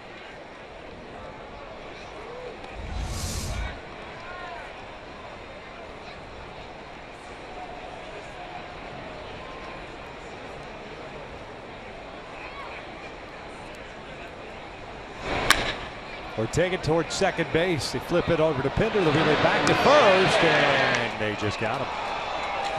4-6-3 double play. Nice play by Wendell to start it. Charging on that short hop. We'll head to the 6th. Angels up 8-0.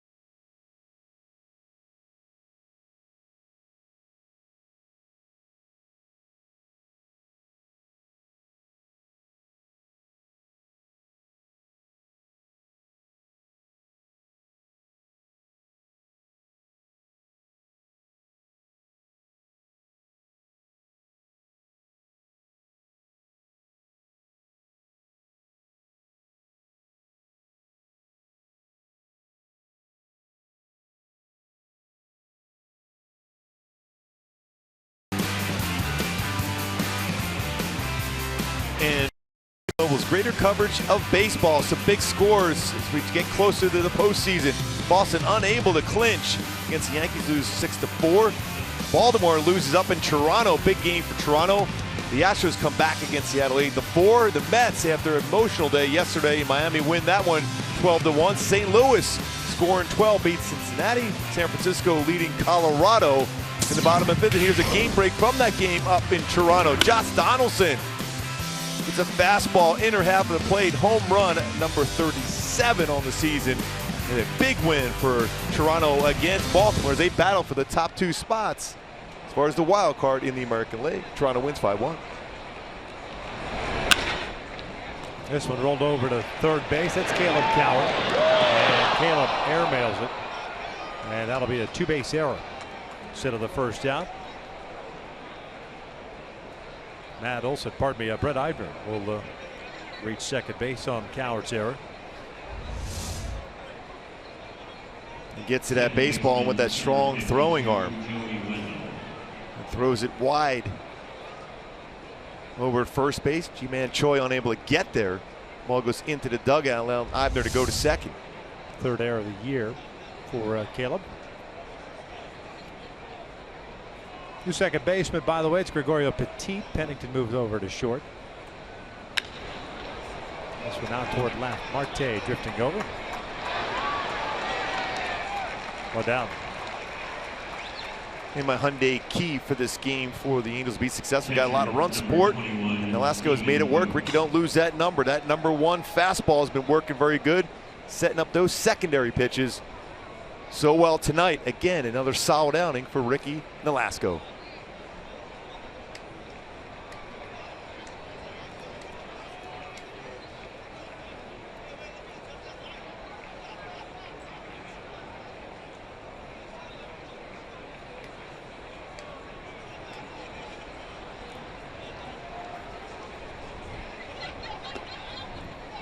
Steven Vogt, a single and a fly ball to center.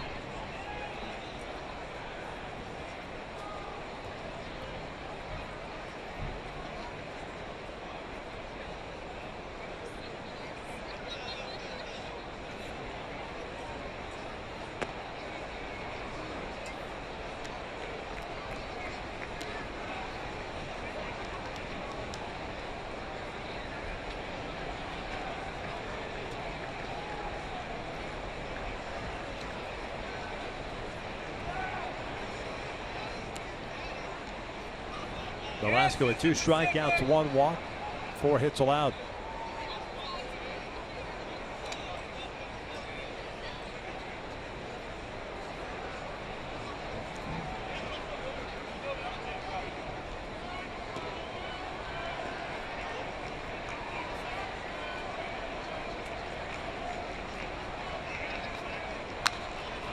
2 balls and a strike.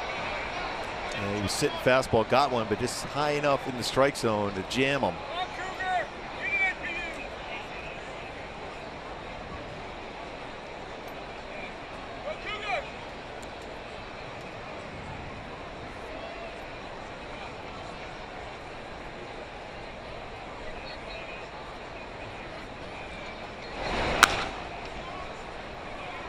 Good all-speed pitch, little split finger fastball after fastball in.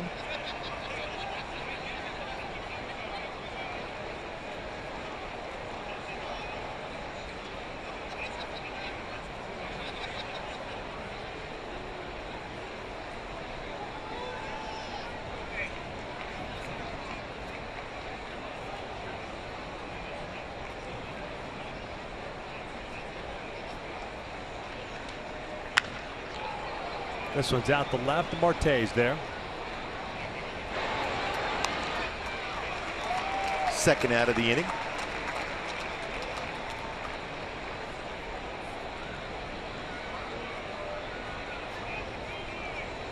Third baseman, number 48, Ryan Healy. So 2 outs. Eibner standing at second. Which would now make it an unearned run, if should he score. With Healy at the plate, 1 for 2.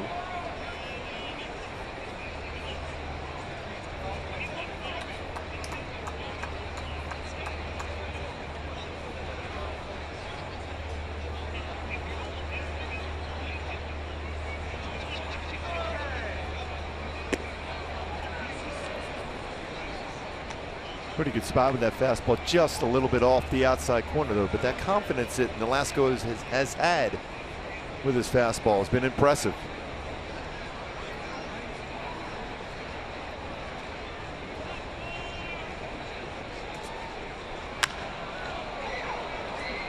Healy struck out in the first, had a single in the fourth.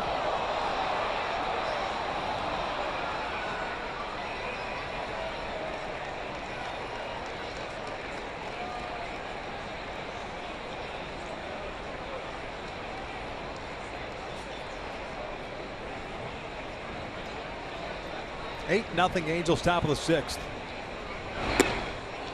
It's that good slow curveball again. Yeah. Almost like it took a little more off of it. Healy trying to wait as long as possible before pulling the trigger, unable to do so. Yeah, tried to keep the bat back long enough, but the hips had already opened up. Very difficult to make contact at that point.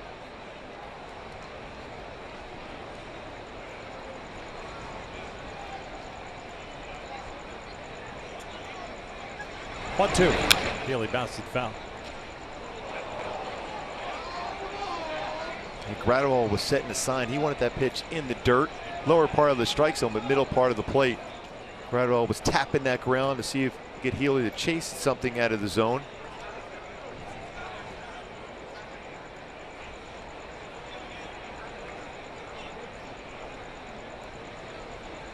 Eibner at second base. That was the error by Coward.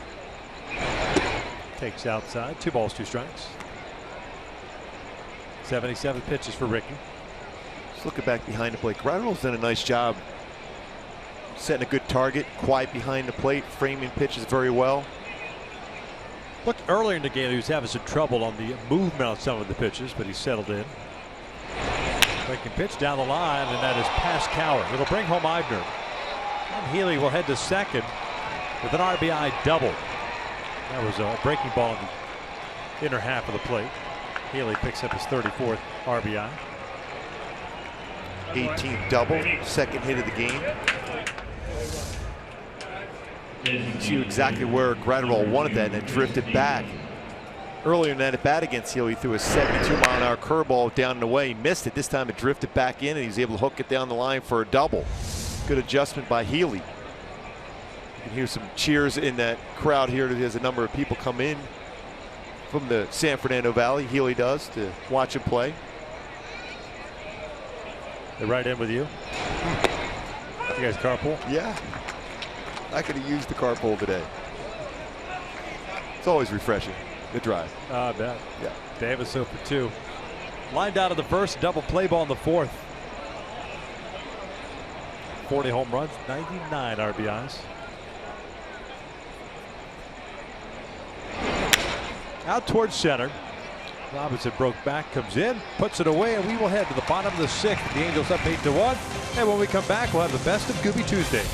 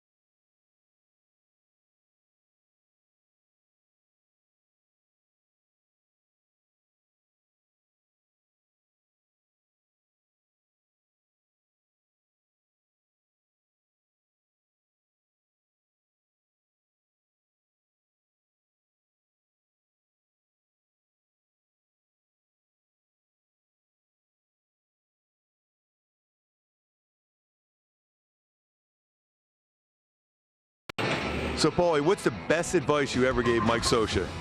Best advice I gave Soch was to hire me. That is outstanding advice. I told him to keep me around, so he's been listening ever since. I know some guys on our team are going to say job of the hut, but I don't know if I agree with that. Definitely Alfredo Griffin, if that counts. I always see him. I always see him with headphones on. He looks like he's got the moves. So I would definitely want to see him on there. Who is the best dressed guy on this team? Hey, by far, me. There's no challengers? No challengers. I showed Mike Scioscia that earlier today. It was on my Twitter account, and he was just dying laughing. I'll tell you, thanks for all the coaches, the players, everybody put this whole thing together. What a blast. You get a chance to see those different personalities for the guys on the team. They had a lot of fun doing it. I had a ton of fun doing Gooby Tuesdays throughout the season. Gratterall grounding out to lead off this 6th inning. Neal's still in the game.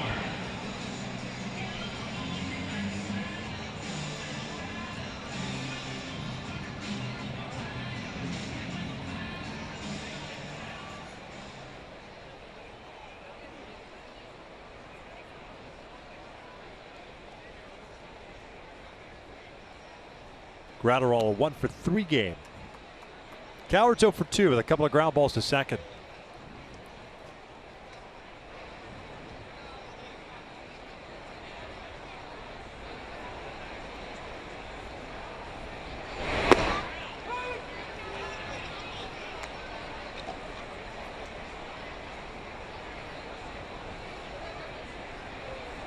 Well, when Coward first came up, it's recalled to the big leagues, really had a nice short compact swing. He's got to get back to that to be more consistent making contact.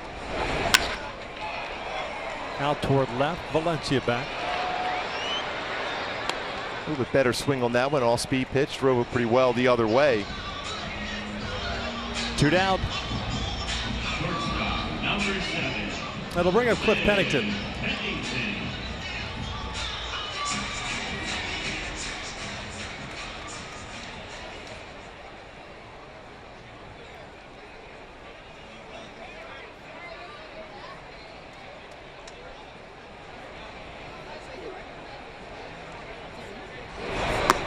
Cliff reached out a fielder's choice in the 4th and scored.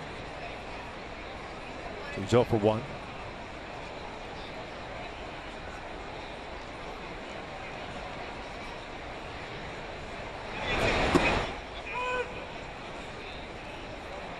One ball, one strike.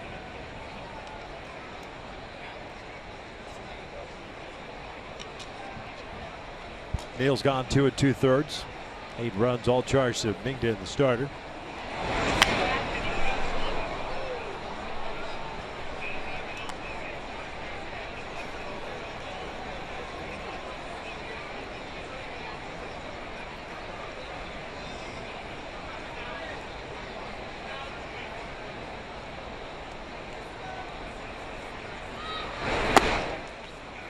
2 balls, 2 strikes.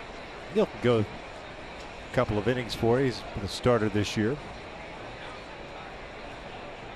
Trying to soak up some innings for Bob Melvin.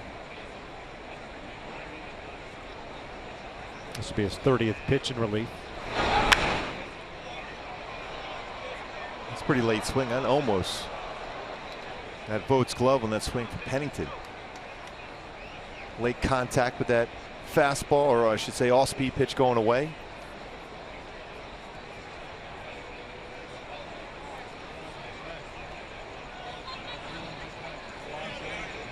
Two. Cliff flips one out to shallow left. Unless he has to commit on it. Neal has himself a 1-2-3-6. We head to the 7th. Angels leading at 8-1.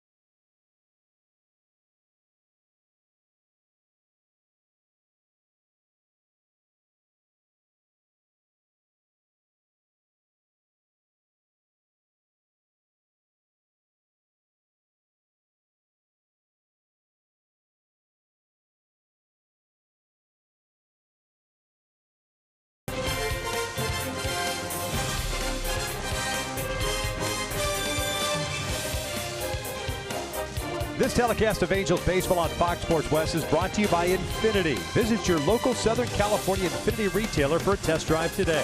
And by Nissan. Choose Nissan today for great offers on our most exciting lineup ever. Shop ChooseNissan.com. Top of the 7th inning. Halos up by the score of 8-1. Ricky Nolasco back out on the bump. Throwing the ball well. 2 strike counts, 1 walk, 5 hits allowed. Unearned run in the 6th inning. It'll be Alonso, Valencia, and Pinder for Oakland, unless they decide to get some pinch hitters in there. When you cover his last 6 starts for Nolasco, that's 41 innings pitched, 7 earned runs for Nolasco. And 5 of those runs were runners he left on base and ended up scoring. So he's been unbelievable during this stretch.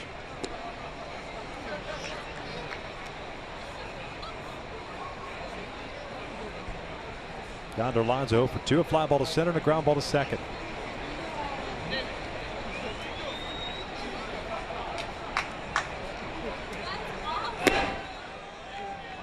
Two-out count.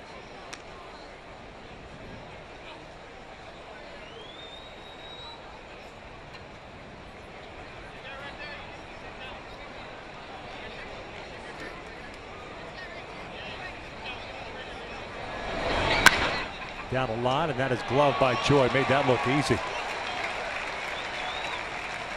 He kept that glove low to the ground. We'll feel that ground ball, get the first out here of the 7th. Left fielder, number 26, Danny Valencia. 1 out, nobody on, and here's Danny Valencia, the left fielder. Singled in the 2nd, a fly ball to left in the 5th.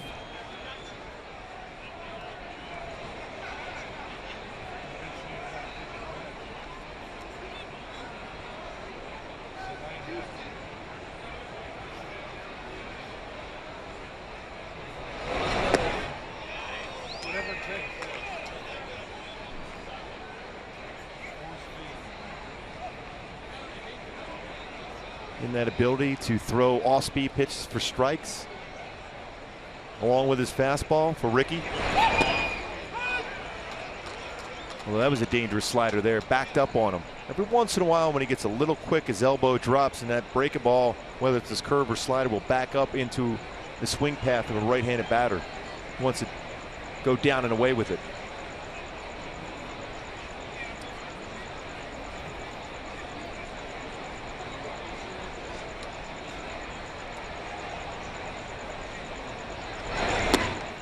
That was perfect. Strike 3. Now that's a great adjustment. Once he doesn't like it, but it's in the strike zone. 2 outs. All over the lower part of the strike zone. Back to that breaker ball. You can see right there getting the lower part of the strike zone. Good job by Gratterall behind the plate.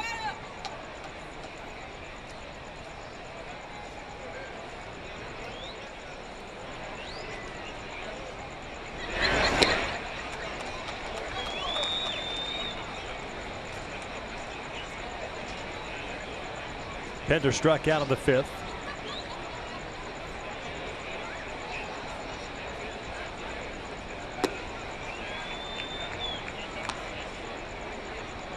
Pender, 24-year-old, second-round pick in 2013 out of Virginia Tech.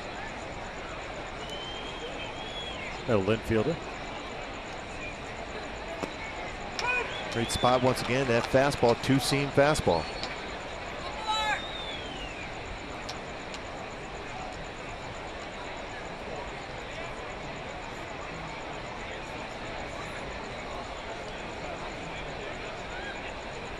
He went around.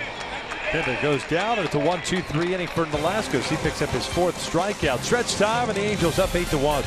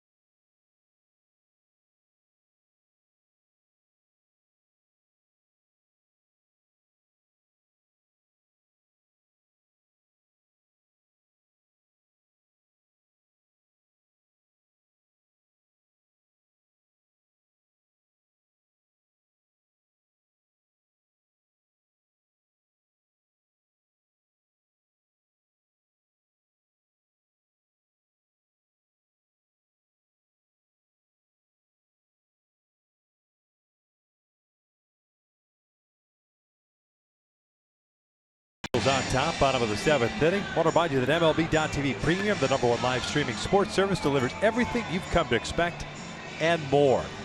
Watch every out-of-market game live in HD. I don't know why that's funny to me. On over 400 supported devices. Includes a free subscription at Bet Premium, the #1 app for live baseball. Blackout and other restrictions apply. Just go to MLB.TV for details. And more. Oh, don't take him out, Mike. He's throwing the ball well. Keep him out there. 91 pitches, 4 strikeouts, 1 walk, 5 hits allowed, the 1 run unearned. Boy, to 7 walks in those last 42 innings pitched, covering 6 starts for Ricky Nolasco.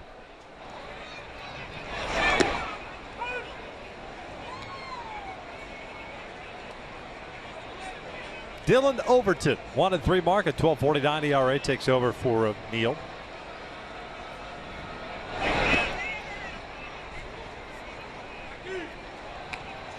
Shane Robinson's first plate appearance. Took over defensively in the 5th.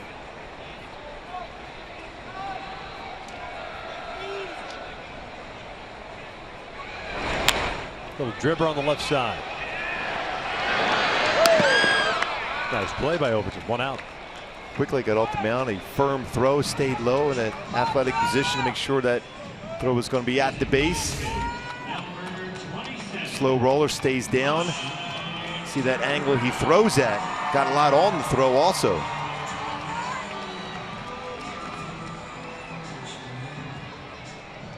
By the way, that was Cole Calhoun's spot. He was the first Angel since Jim Evans in '94 to have a double and a triple in the same inning for Cole Calhoun tonight.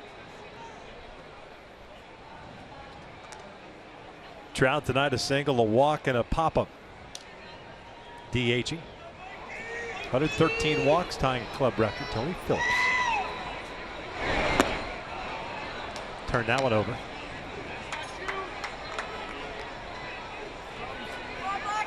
Trout won 100 RBI season. It was in 2014. MVP year, had 111. 1 RBI away from making it second.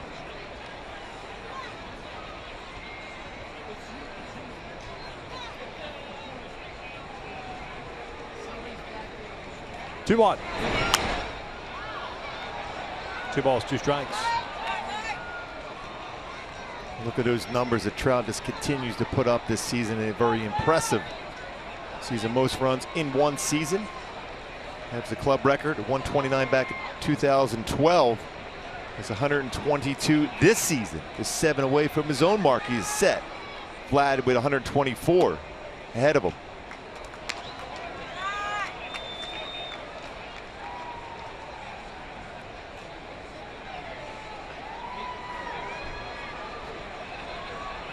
Three-two on the way. This was pulled foul out in front of the changeup. And another changeup throw. We talked about how well he has hit the all-speed pitch this season. 307 batting average on all-speed pitches, 310 on breaking balls. Coming into the game tonight.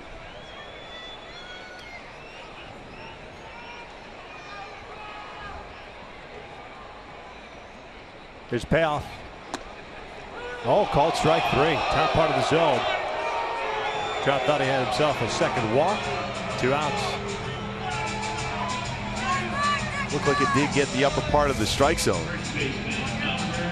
One of our Fox tracks, 91 mile an hour fastball gets the upper part of the zone. And Ryan Blackney has been very consistent tonight. Home plate umpire. Although Mike probably begs to differ. Here's J-Man Joy. Saw 1 pitch in his first at bat, hit 1 to center. Takes this one down and away. Zach Neal, by the way, for Oakland, went 3 innings, gave up 3 hits, the rest zeros.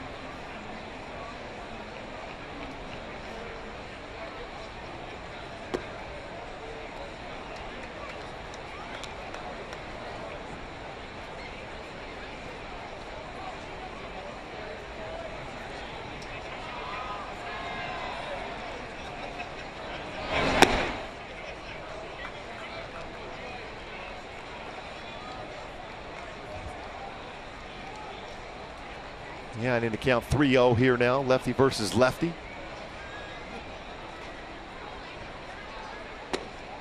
3-1.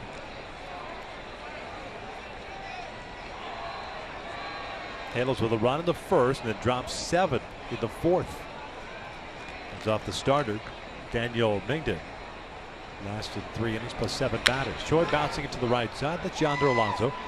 And Overton has himself a 1-2-3-7. We head to the 8th inning. Angels leading at 8-1. Looks like Nolasco's going back out because he's throwing the ball well tonight.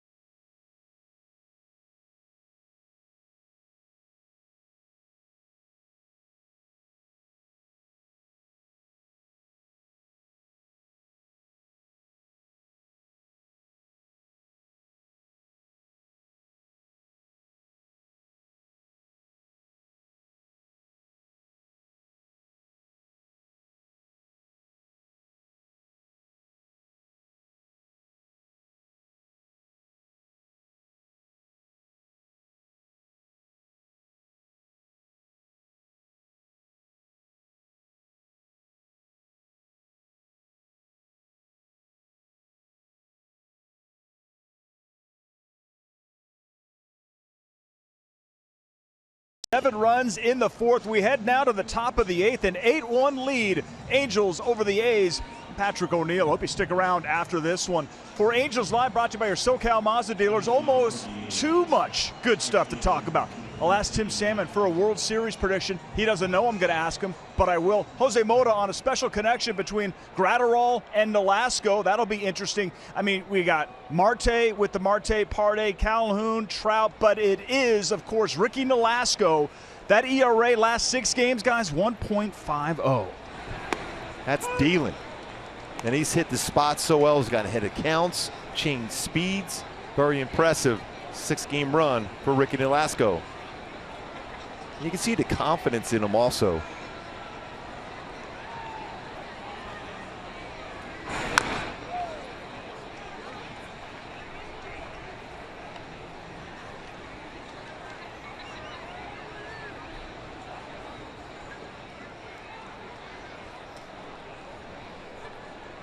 Matt Olson, the starting right fielder tonight. Ground ball to second, a fly ball to right.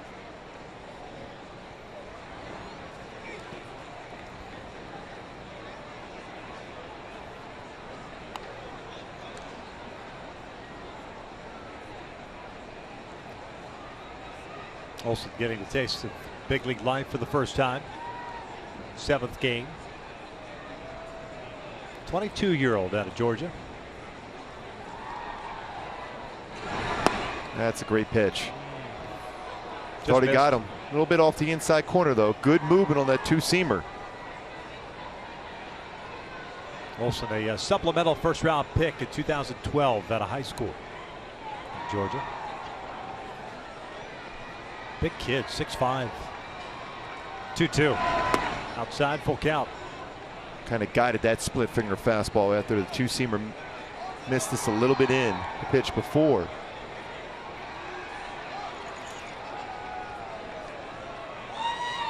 Cody Ege starting to loosen. 3-2, and that's yanked down the line, foul. Olson down to AAA this year, hit .235. 17 home runs, 34 doubles, 60 runs batted in. Struck out 132 times in 131 games, but also walked 71 times. That's old school Oakland hitter. It's all about getting on base and hitting for power.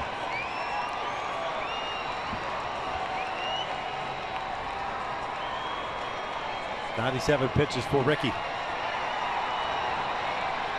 8-9-1. Olson, Eibner, and then Wendell.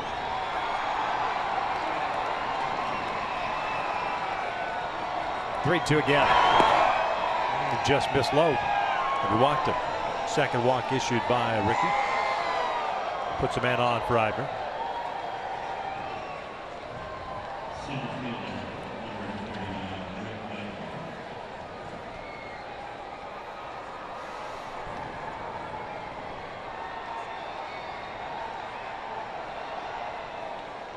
It's already the 3rd appearance for Nolasco as a member of the Angels. This being his 11th start. 1 ball, no strikes on Eibner. Choi playing behind Olson at first here in the 8th inning with an 8-1 lead.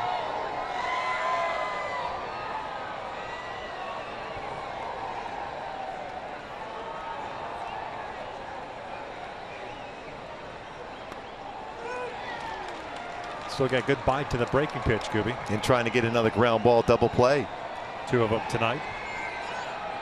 Already 20 on the season.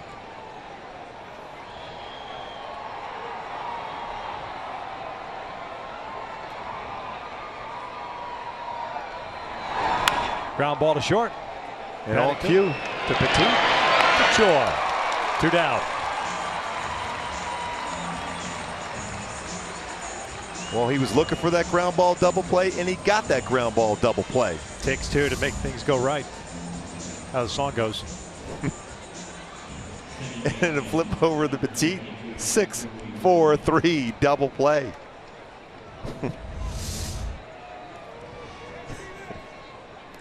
I'm Rob Base, and I came to get down. Yes.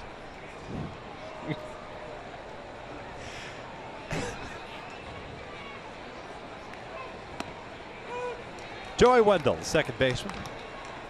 1 for 3 tonight with a single in the third.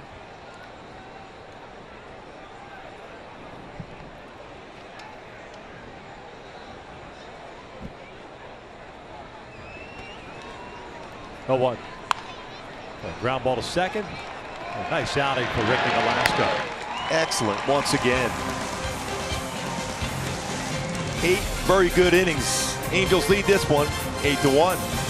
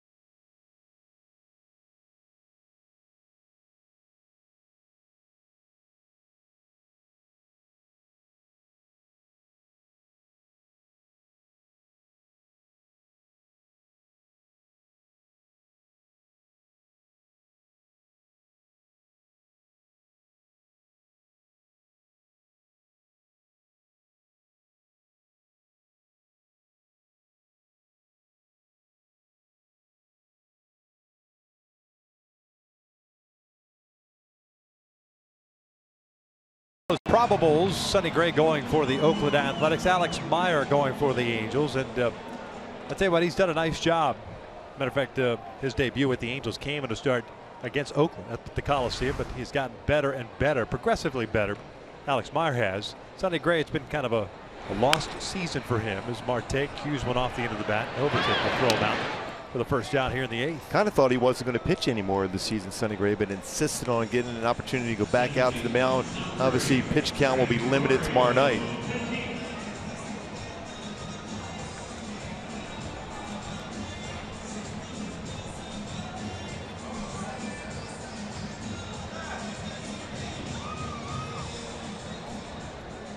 Gregorio Petit coming up for the first time.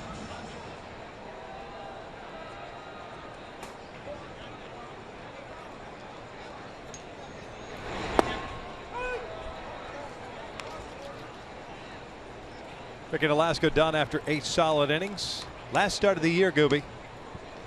It's outstanding when you think about it. The season now at 100 and ended up with 197 and 2/3 innings pitched on the season. Last 6 starts with the Angels here, very, very impressive.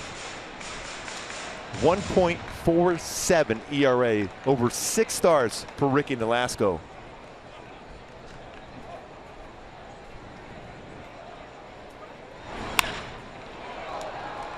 Lined out to center field. Eibner's there. Petit is retired for out number 2. It'll be Rafi Ortega coming to the plate. The Angels have Cody Ege still loosening in the pen, so it looks like he'll pitch tonight.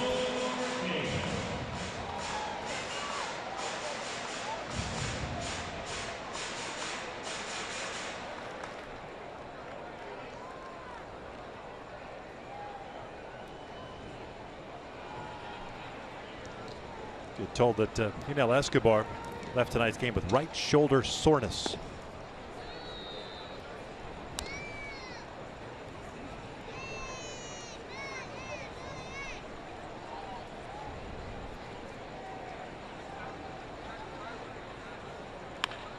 Pulling this one towards second. Wendell knocks it down. Better hurry. And safe at first. be honest with you, even though that ball kind of jumped up and hit him in the chest, Wendell moves really well at second base. Yeah, It's good jumps on the baseball. Solid defender. We've seen some really good range from him in a couple series now. Wendell playing second base. It's a tough little in-between hop, but still got himself in front of that baseball. Ortega able to beat that one out. To see that foot on the base just before in the glove at first base for Milonzo.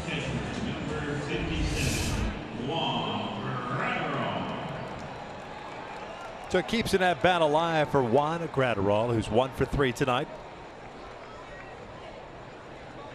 Had himself a 2 RBI double. That was in the 4th inning.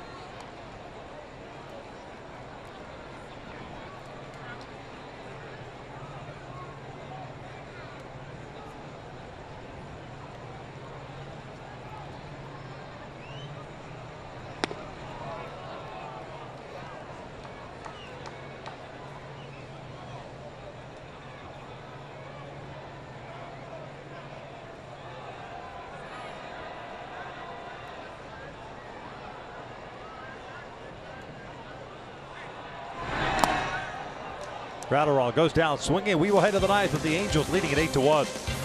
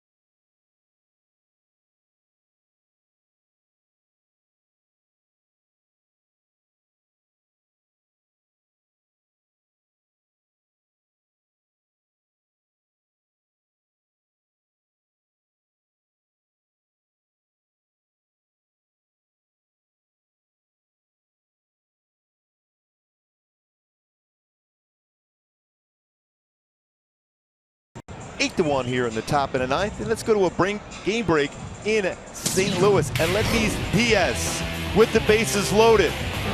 Grand slam. Home run for the Cardinals. What makes this even more special, what a moment for him. Early in the day, goes down to see his childhood friend Jose Fernandez. The emotion. He came back to play for the Cardinals tonight. Hits a grand slam in the game for his childhood friend. What a moment, gives you goosebumps. Yeah. Cody Iggy here in the 9th taking over. I don't think these stories will stop for a while talking about Jose Fernandez. Iggy pitching in his 12th game. 1-0, 1 earned run.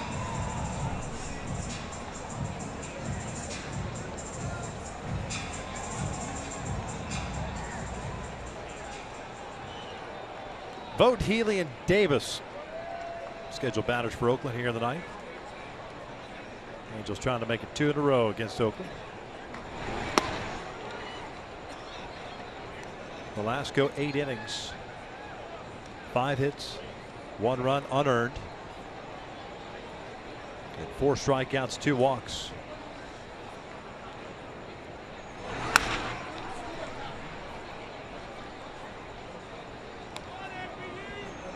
Stephen Vogt tonight 1 for 3 with a single back in the first.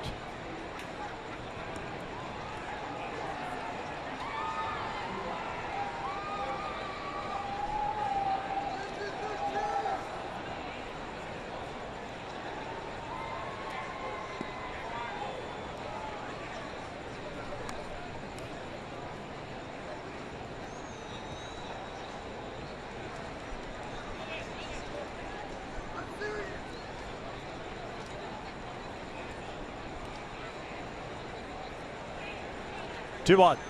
Vogt lines one out to center field. Robinson got a good break on it, tracks it down for the first out.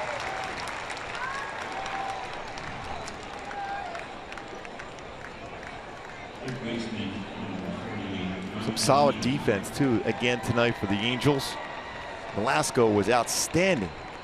Boy, has he been great in his last 6 games. Cole Calhoun, an unbelievable game himself, a couple doubles and a triple. And the Marte Parte with a grand slam. Part of a 7-run 4th inning.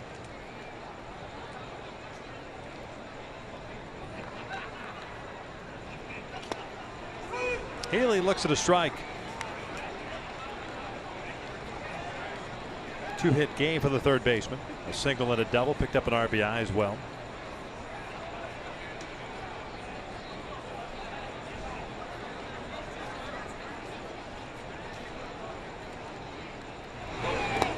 Down and in.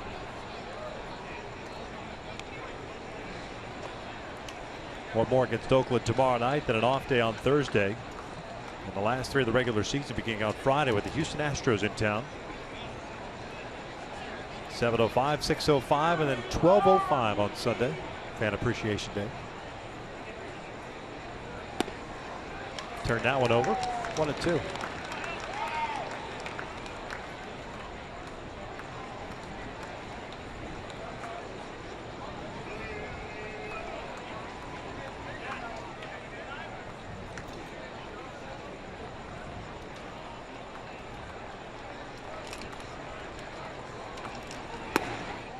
Just off the plate, 2-2.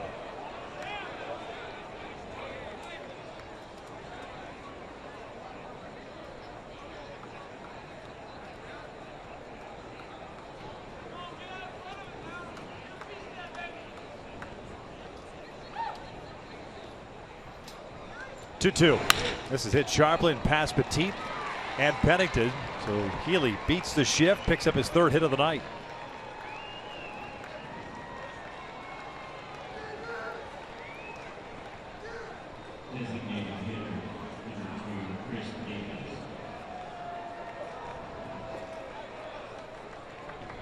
So here's Davis. A's DH has gone 0 for 3.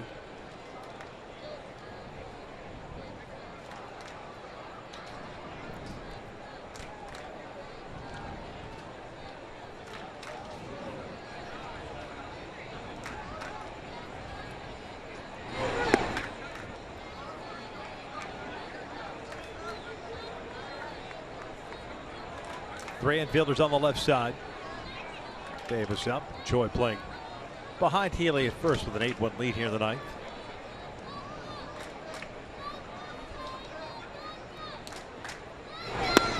Good spot on that fastball from Iggy. 88, 89's touched 90. Good changeup and sweep and breaking ball.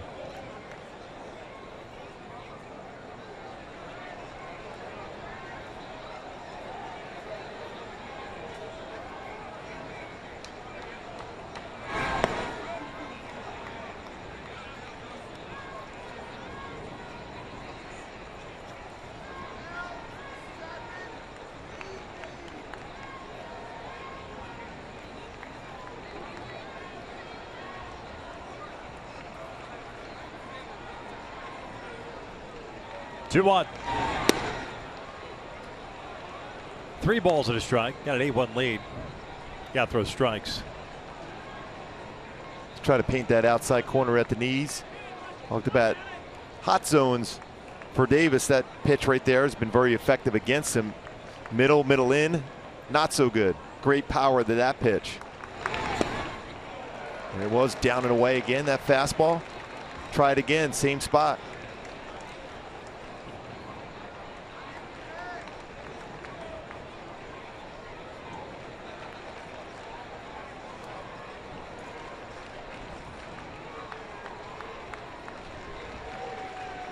Three-two on away. Davis fouls it back. Good rip.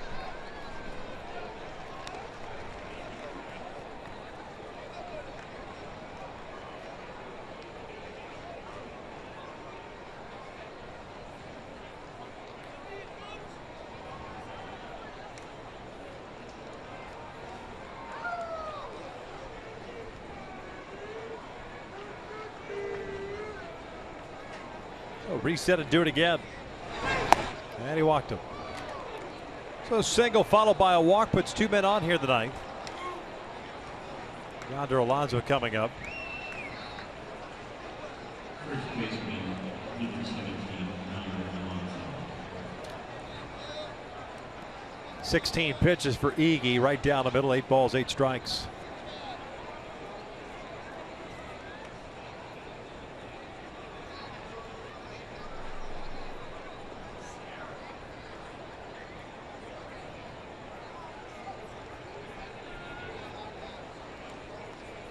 Alonso tonight 0 for 3. Ball 1.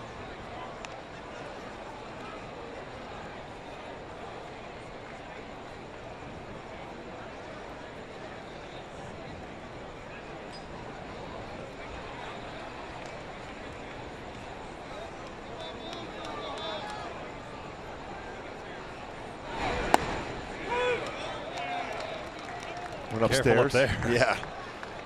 Alonso could turn on that. Yeah, he was looking. He was upset with himself. But obviously, when you're down by 7 runs, you're going to be more patient at the plate, but you don't want to go back there for Iggy again.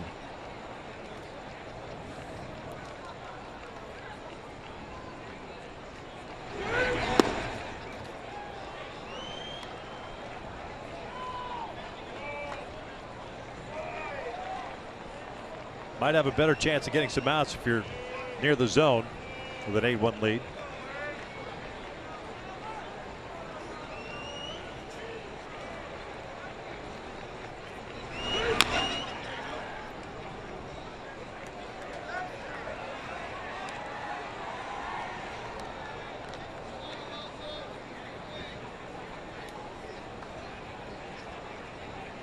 Pitch inning so far for Cody Iggy. Healy with the 1-out single. Davis with a walk. He's over at first.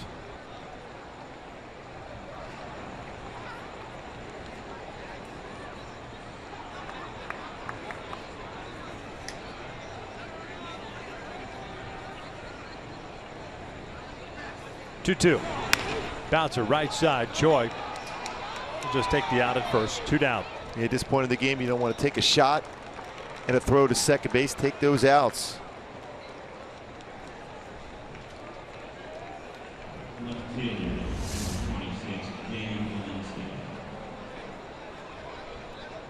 A little difficult throw. You just want to get outs at this point of the game. You don't want to take a chance of a high throw, and then all of a sudden you're letting Oakland thinking they're back in the game at that point.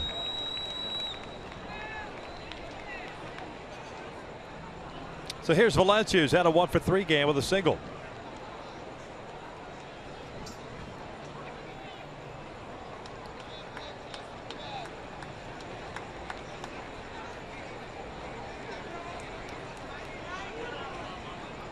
It's like A.J. Octor starting to play catch the pen as Valencia takes low.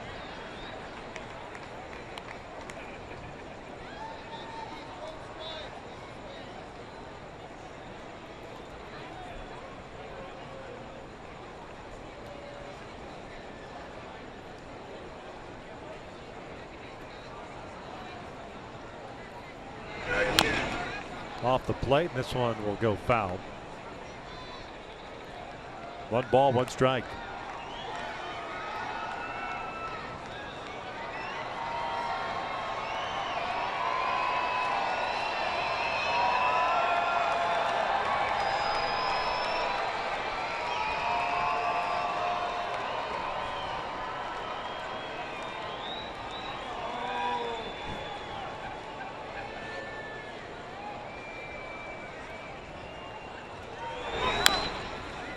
One ball, 2 strikes. Got to chase that off speed again.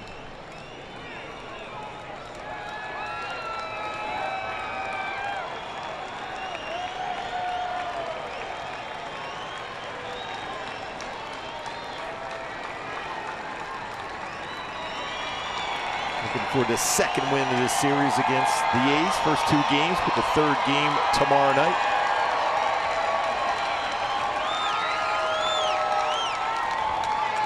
The 1-2. Valencia just got a piece of it, keeps his at-bat alive.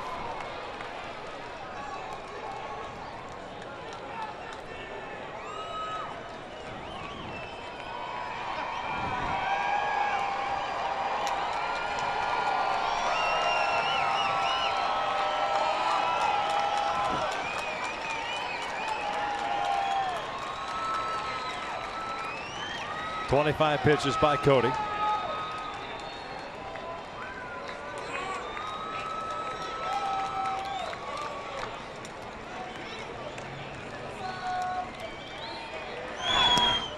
Two and two.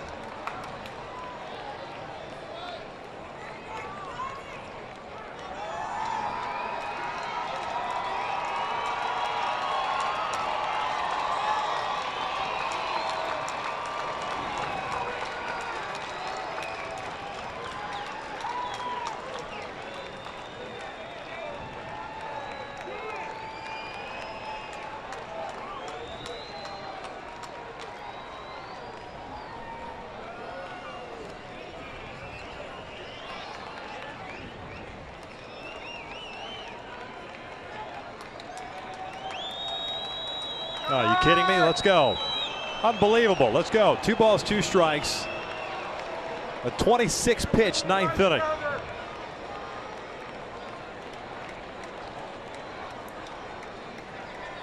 Fortunately, Ryan Blackney, the home plate umpire, followed Gratterall out there.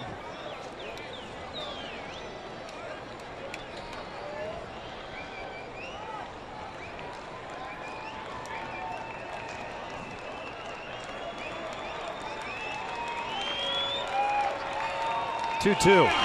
Valencia pulls one and glove by diving Coward. Gets up, fires to first. Light that baby up as the Angels make it 2 in a row against Oakland tonight. What a play! Late to 1. What a play by Coward! What an arm he has! Dives, makes an outstanding play to finish up a well-played game here for the Angels. Finishes one up 8-1. The range by Coward. Not only the range, but to be able to get up and fire a 90+ mile-an-hour fastball to first base to finish off the game. Ricky Nolasco picks up the W. Big game by Cole Calhoun. Marte with the Parte Grand Slam tonight, first of his career as the Angels win this one 8-1. Solid game all around. Terrific outing by Ricky Nolasco in his last outing of the season. 11th start with the Angels, and what a way to go out. 8 solid innings, 1 unearned run. Angels open things up with a 7-run 4th inning, and never looked back. A bunch of changes made by both sides. The Angels able to close it out, pick up the victory. They're 71st in the season, and take it 2 now from the Oakland Athletics. Look for the series sweep tomorrow tomorrow night, I should say. Jeffrey Marte, big home run, first grand slam. He's down with Alex Curry. Jeffrey, congratulations on your first career grand slam. Talk about what that moment was like when you realized the ball was leaving the park. Felicitaciones en tu primer grand slam de la carrera. Dinos un poco de las emociones en el momento. Me siento muy contento y agradecido de Dios que gracias a él de mi primer gran slam y bien contento por eso. I feel very happy. I thank God for this grand slam. I'm very excited. When you're walking to the plate with bases loaded, is it crossing your mind in that moment like, I could actually hit a grand slam right now? Are you trying to do that? Cuando estás caminando al plato, están las bases llenas, ¿pensaste en ese momento que tienes la posibilidad de dar un grand slam? Yo estaba enfocado en buscar un buen picheo, que yo pueda traer la carrera para home y me dejó el picheo ahí, pude hacer el buen contacto. I was completely focused on getting a pitch that I could hit, and I was fortunate that he left the pitch out there and I hit the grand slam. Well, congratulations, Jeffrey. You are really proving yourself to be an important bat in this lineup, and congratulations on your first career grand slam. Thank you. Diego, thank you as well.